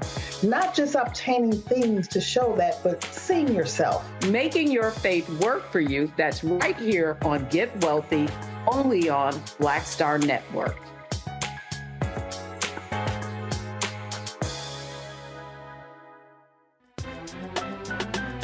I'm Faraji Muhammad, live from LA. And this is The Culture. The Culture is a two-way conversation. You and me. We talk about the stories, politics, the good, the bad, and the downright ugly. So join our community every day at 3 p.m. Eastern and let your voice be heard. Hey, we're all in this together. So let's talk about it and see what kind of trouble we can get into. It's The Culture. Weekdays at 3, only on the Black Star Network. Hey, it's John Murray, the executive producer of the new Sherry Shepherd Talk Show. You're watching Roland Martin, Unfiltered.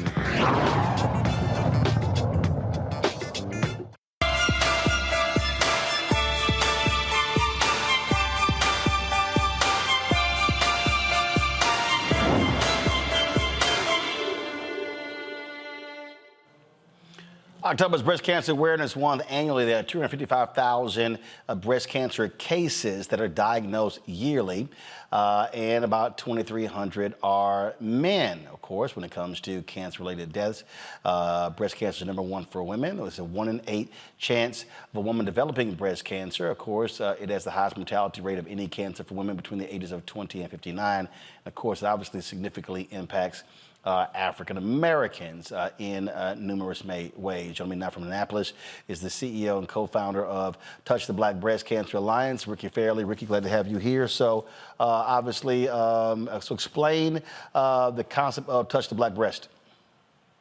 How are you doing, Roland? I'm so glad to be here. And you know, even though Black women get breast cancer at the same rate as white women, we have a 41% higher mortality rate than white women. We have a 39% higher recurrence rate of breast cancer than white women. We get triple-negative breast cancer, which is what I had, at 3 times the rate of white women. It's the worst one. It has the highest mortality rate. And the worst statistic, Roland, is Black women under 35 get breast cancer at twice the rate of white women and die at 3 times the rate of white women. And we don't really know why, and that's well before they would have a first mammogram at 40. So we are in a crisis situation with breast cancer, and the only way that we're going to change the game with these numbers is to get better drugs, to advance the science. We need better drugs, because right now there's something going on wrong with the drugs that we're taking. They were never tested on our bodies, and it's now sort of showing up that, you know, in a lot of science, that a black breast cancer cell looks different from a white one, and we need better drugs, different treatments. So we're on a mission to get more Black women into clinical trial research, because that's the only way we're going to get better science, is to bring these women into the science, into the research, and test the drugs on our bodies. So in the last year alone, we've signed up 12,868 Black women for clinical trial portals, which is great, but we have to do more. We can't be afraid of the science. And people are afraid, first of all, doctors don't invite us to clinical trials, which is a major problem. So you have to ask for it yourself. And there's a fear that you're going to get the sugar pill and die. And there's no sugar pill in cancer research. There's no placebo. You're going to get standard of care. You're going to get a drug that's already available on the market and maybe something new and different. And frankly, if you're a young Black woman under 40 and you have breast cancer, do a clinical trial. It's the best science we have for our bodies. And you're going to get a better quality of care, more people scanning you, more people looking over you, more testing, and just a better chance to have a better outcome. So you say better drugs, then okay, but how does it happen? Because that's a long process. It's a long process, but we've got to start somewhere, Roland. And it's really just getting our bodies in the science, using our biology to get better drugs. It takes, probably, up to 6 years of trials for a drug, but we have to start somewhere and we have to make it happen. And even with some of the drugs that we already have, maybe it's a different dosage. Maybe we need a higher dosage. But even that kind of testing has to happen to get the drugs that we need as Black women. We also have another campaign, Roland, for young women to help them understand their breast health. Why are there, learn, know your body, know you're normal. Look at what your breasts look like and feel like. So, because what's happening is we'll go to the doctor and present with a lump at age 25, and the doctor will say, oh, come back in 6 months, you're too young for a mammogram. And that is not the case. So know your body and know her story. Talk to your grandmas on both sides of your families and learn what your history is. And we know now there's connections between breast cancer and pancreatic cancer and colon cancer and prostate cancer. So even your dad could pass along something that could give you breast cancer. So talk about it with your families.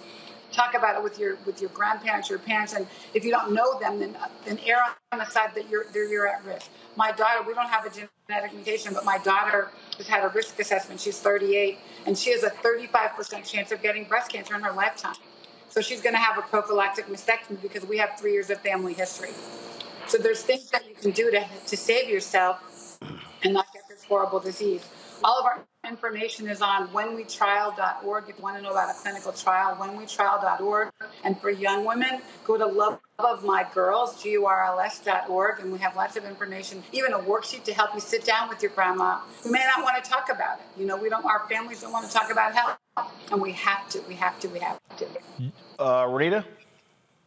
Yes, well, thank you for being here. This is such an important issue. I was wondering if you could talk to viewers about the need for Black women to request 3D mammograms, which are the annual breast exams that women get. There's the regular mammogram, but then there's also a 3D mammogram, which sometimes insurance companies do not pay for. But the 3D mammogram, it gives you a lot more information, is very different than a normal, than just a regular mammogram that is not 3D. So if you can just kind of talk about, why Black women should request those.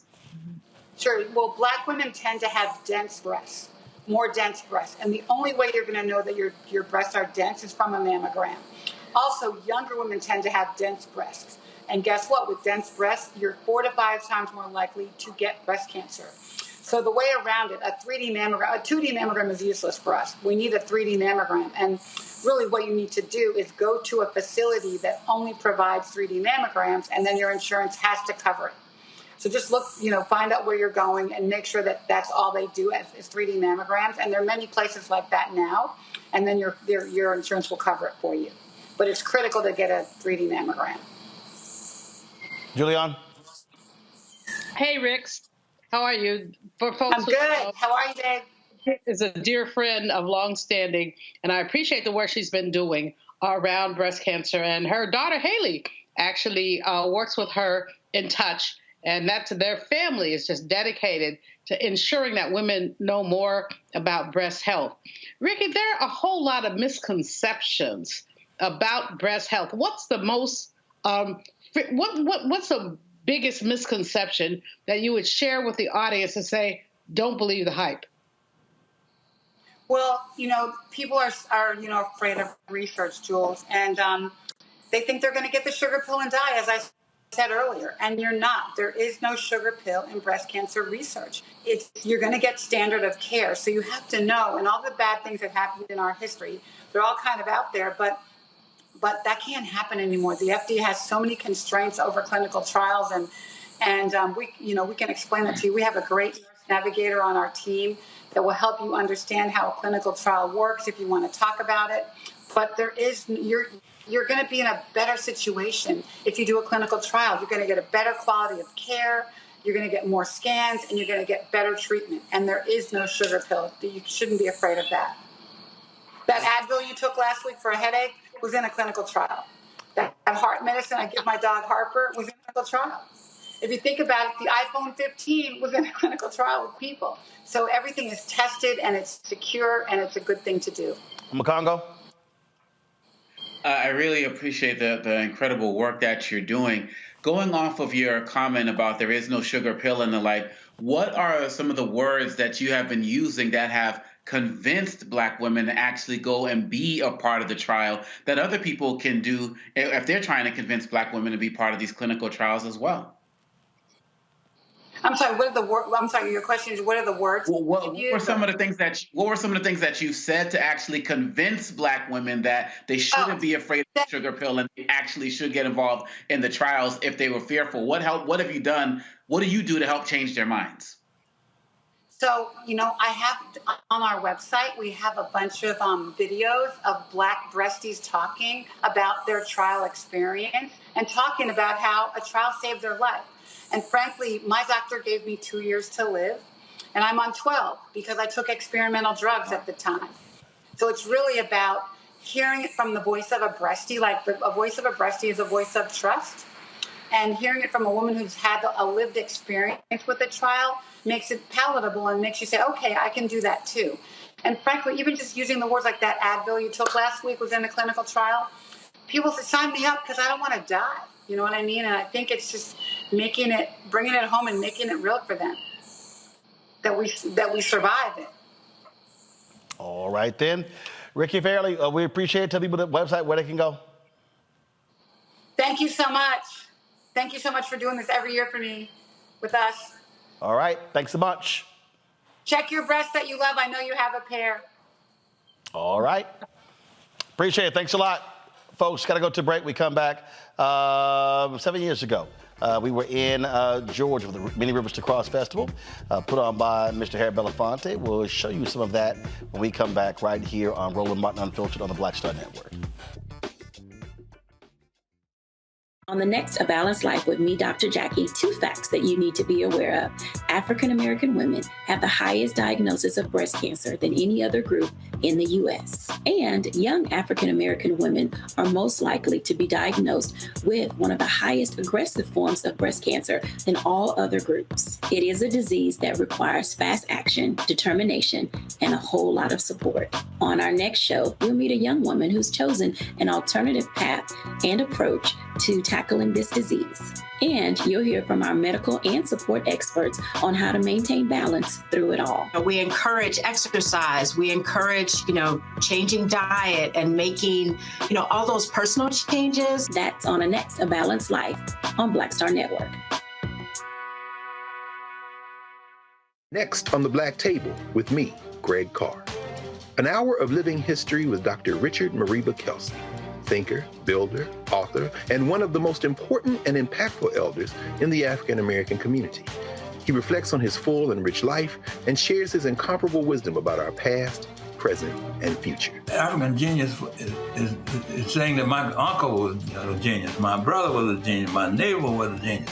I think we ought to drill that in ourselves and move ahead rather than believing that I got it. That's next on the Black Table, here on the Black Star Network.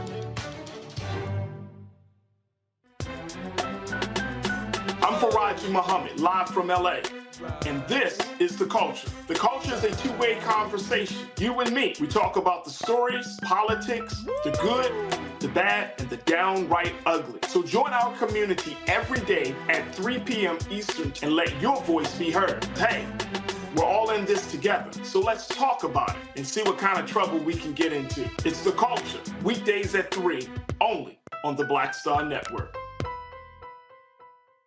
Me, Sherry Shepard, with Sammy Roman. I'm Dr. Robin B., pharmacist and fitness coach, and you're watching Roland Martin Unfiltered.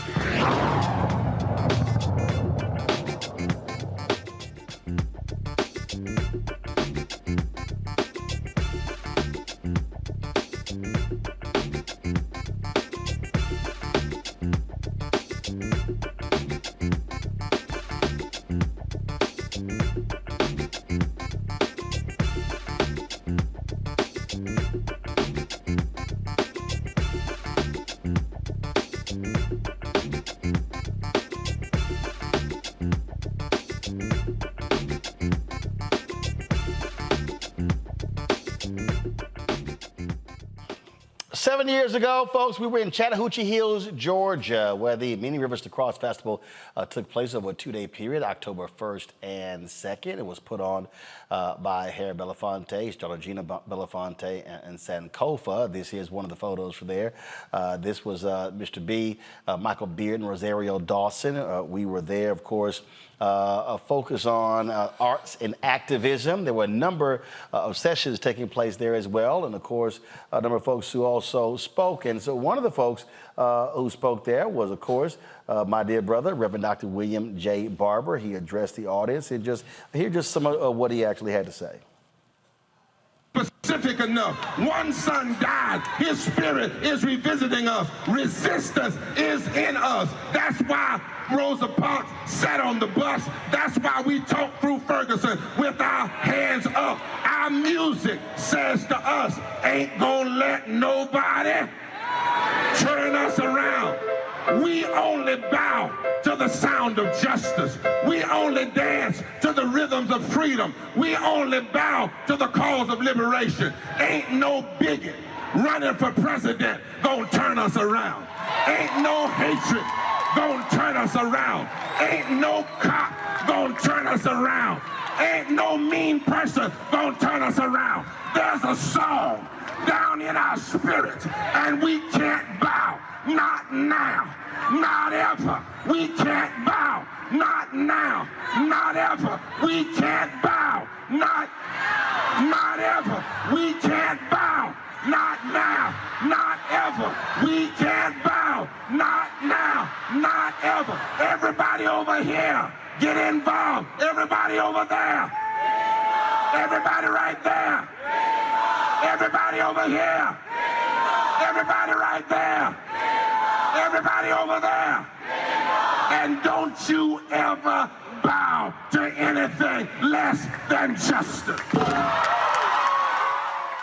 Well, that's what we call a drop the mic moment.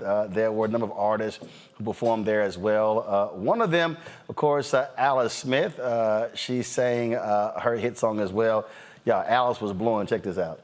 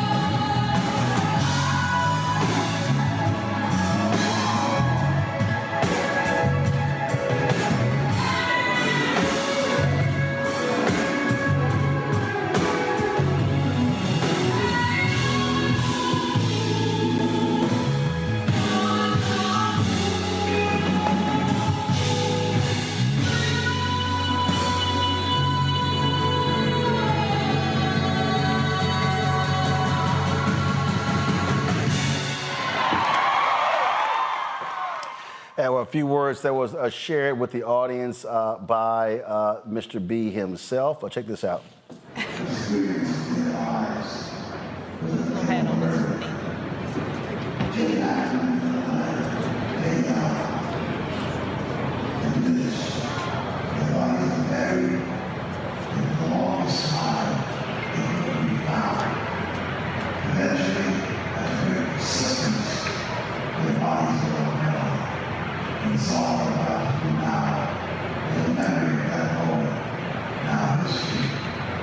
Now history will be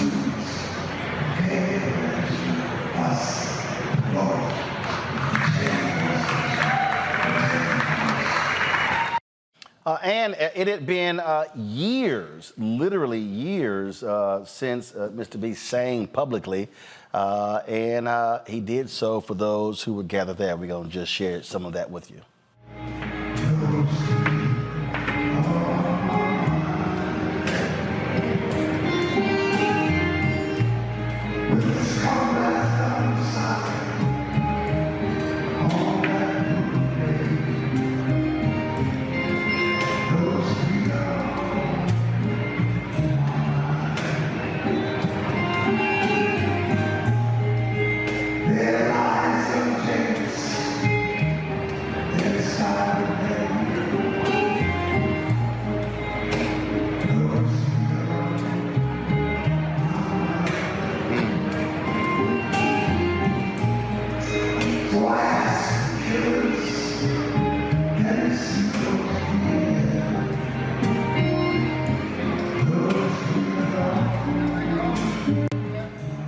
You know, Makongo was interesting because in many ways, Mr. B thought that was going to be his swan song. He had been ill a little bit earlier, but he actually lived 7 more years. And that festival was really about just encouraging the next generation of artists to be far more involved in the issues that matter and not just their entertainment careers.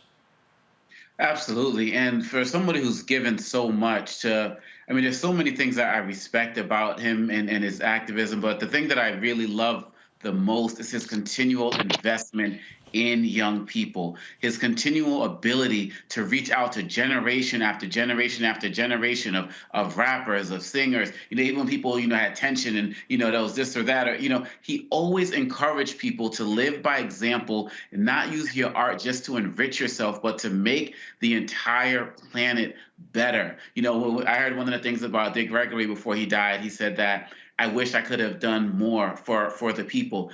These people, these great men and women who did so much, and they still wanted to do more. And if he was still with us today, he would still be out there encouraging people. So all of us who are artists, who are activists, and who are entertainers, we need to live by the examples that were set for us. Because if we're going to be out there, someone as myself who's a rapper and a spoken word artist, to get out there and perform without purpose, and to get out there and to do the work and not want to uplift the people and just be concerned about dollars and reputation, you're going against everything that Mr. Belafonte stood for. And I'm so glad that this festival has been a true testimony to that. And I hope it continues to live on forever. And may he forever rest in peace and power. Renita? Yeah, watching those clips just really made us feel like we were there. And so, one of the things that I would say that really stood out to me was Reverend Barber's speech. Oh my gosh. To me, if your pastor is not preaching like Reverend Barber, not talking like that, they shouldn't even be up talking, because he always drops the mic and always talks about issues that are always so timely and always what people are really thinking about and struggling with. And so I just love Reverend Barber because he always, reminds me of what pastors are supposed to be, which is community advocates as well as people leading churches. Julian. Roland, you almost got me to tears. Mr. B and I met years ago. We were in Blue Mountain, New York, which was up someplace, to talk about progressive issues. And he was an entertainer, but he was also an intellectual. And people forget that. He was more than Deo. He was a brother who actually brought people across racial lines to the table, and he basically embraced younger people. And, Reverend Barber is my brother, and he was throwing it down. It's so important, Roland Martin, for you to do what you do in the context of this, for us to go back 7 years and see what has happened, and to, like I said, I'm not going to talk because it really makes me emotional to see these men who are very important in my life, to see them doing their thing, and to remind us what's so very important. So thank you, Roland. Thank you.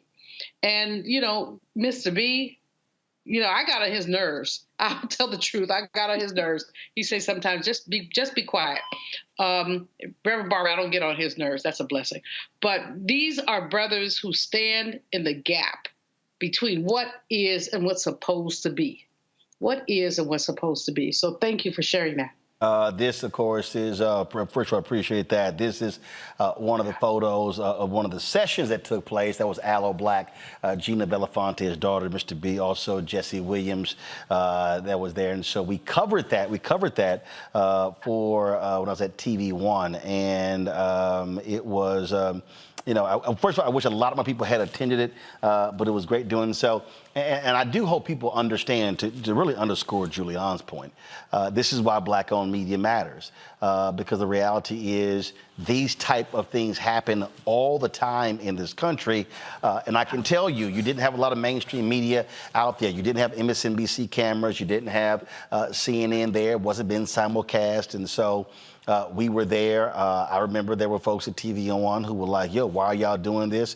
And I was kind of like, well, I'm the managing editor of this show, and that's what we're going to do.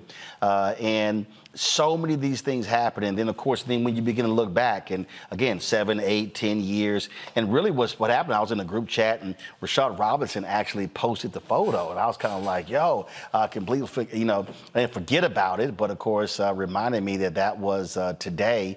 And so I sent some... so I posted some of the photos in the video as well, and so we just wanted to share that with folks. And again, Rosario Dawson was there, John Legend performed, Maxwell performed, Alice Smith, and so many others. And of course, they were there to pay homage to Mr. B, Susan Taylor, Sonia Sanchez, Danny Glover. All of those folks were there participating, and so we were there to actually document that stuff because, again, when we talk about so many things happen in our community that never gets the kind of coverage that we think is critically important, and to me that's always awful because when mainstream media is deciding what they think is important, well then those things often happen. And so we're going to do just a little bit. My man Maxwell performing, and then we're going to close the show. Go to my iPad.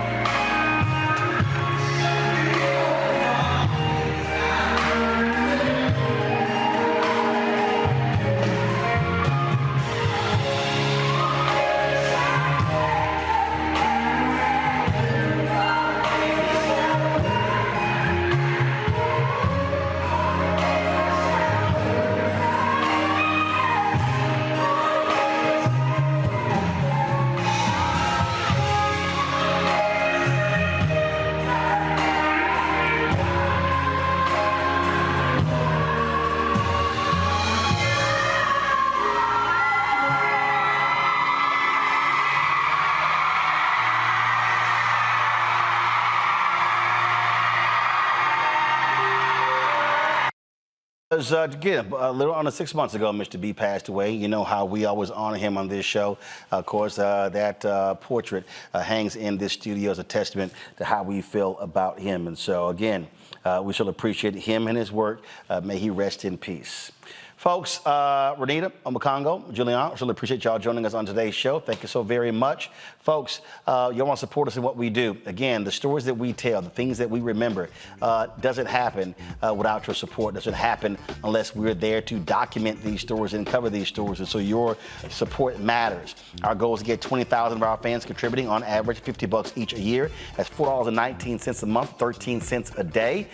We don't charge a subscription, but these resources allow us to be able to cover stories like that. I don't have the backing of millionaires and billionaires. I don't have the backing of major networks. This is all independent Black-owned media, so your dollars are critically important. Send your check and money orders to P.O. Box 57196, Washington, D.C. 20037-0196. Cash App, $RM Unfiltered. PayPal, R Martin Unfiltered. Venmo is RM Unfiltered. Zelle, Roland at RolandSMartin.com. Roland at RolandMartinUnfiltered.com. And of course, when you buy my book, White Fear, How the Browning of America is Making White Folks Lose Their Minds, you also support this show because those dollars come right back into the show. So buy the book on all different platforms, and so you can download it. You can also buy it as well. Before I go, let me shout out Latasha Brown, Cliff Albright. Cliff had one of these on at the White House for the Juneteenth concert, and he was like, yo, he said, we didn't get you your Black Voters Matter, Dashiki? I was like, nope. So they sent it to me, and so I appreciate that. And so, of course, see what it says, Black Voters Matter on the front. They got BVM on the sleeves. Then, of course, you have their slogan on the back as well. So I appreciate them sending it to me. And so thanks a bunch. All right, folks, I'm going to see you tomorrow right here on Roland Martin Unfiltered on the Black Star Network. Holla! Folks, Black Star Network is here. Oh, no punches! I'm real revolutionary right now. Support this man, Black Media. He makes sure that our stories are told. Thank you for being the voice of Black America, Roland. Stay black. I love y'all. All momentum we have now, we have to keep this going. The video looks phenomenal. See, this difference between Black Star Network and Black-owned media and something like CNN. You can't be Black-owned media and be scared. It's time to be smart. Bring your eyeballs home. You dig?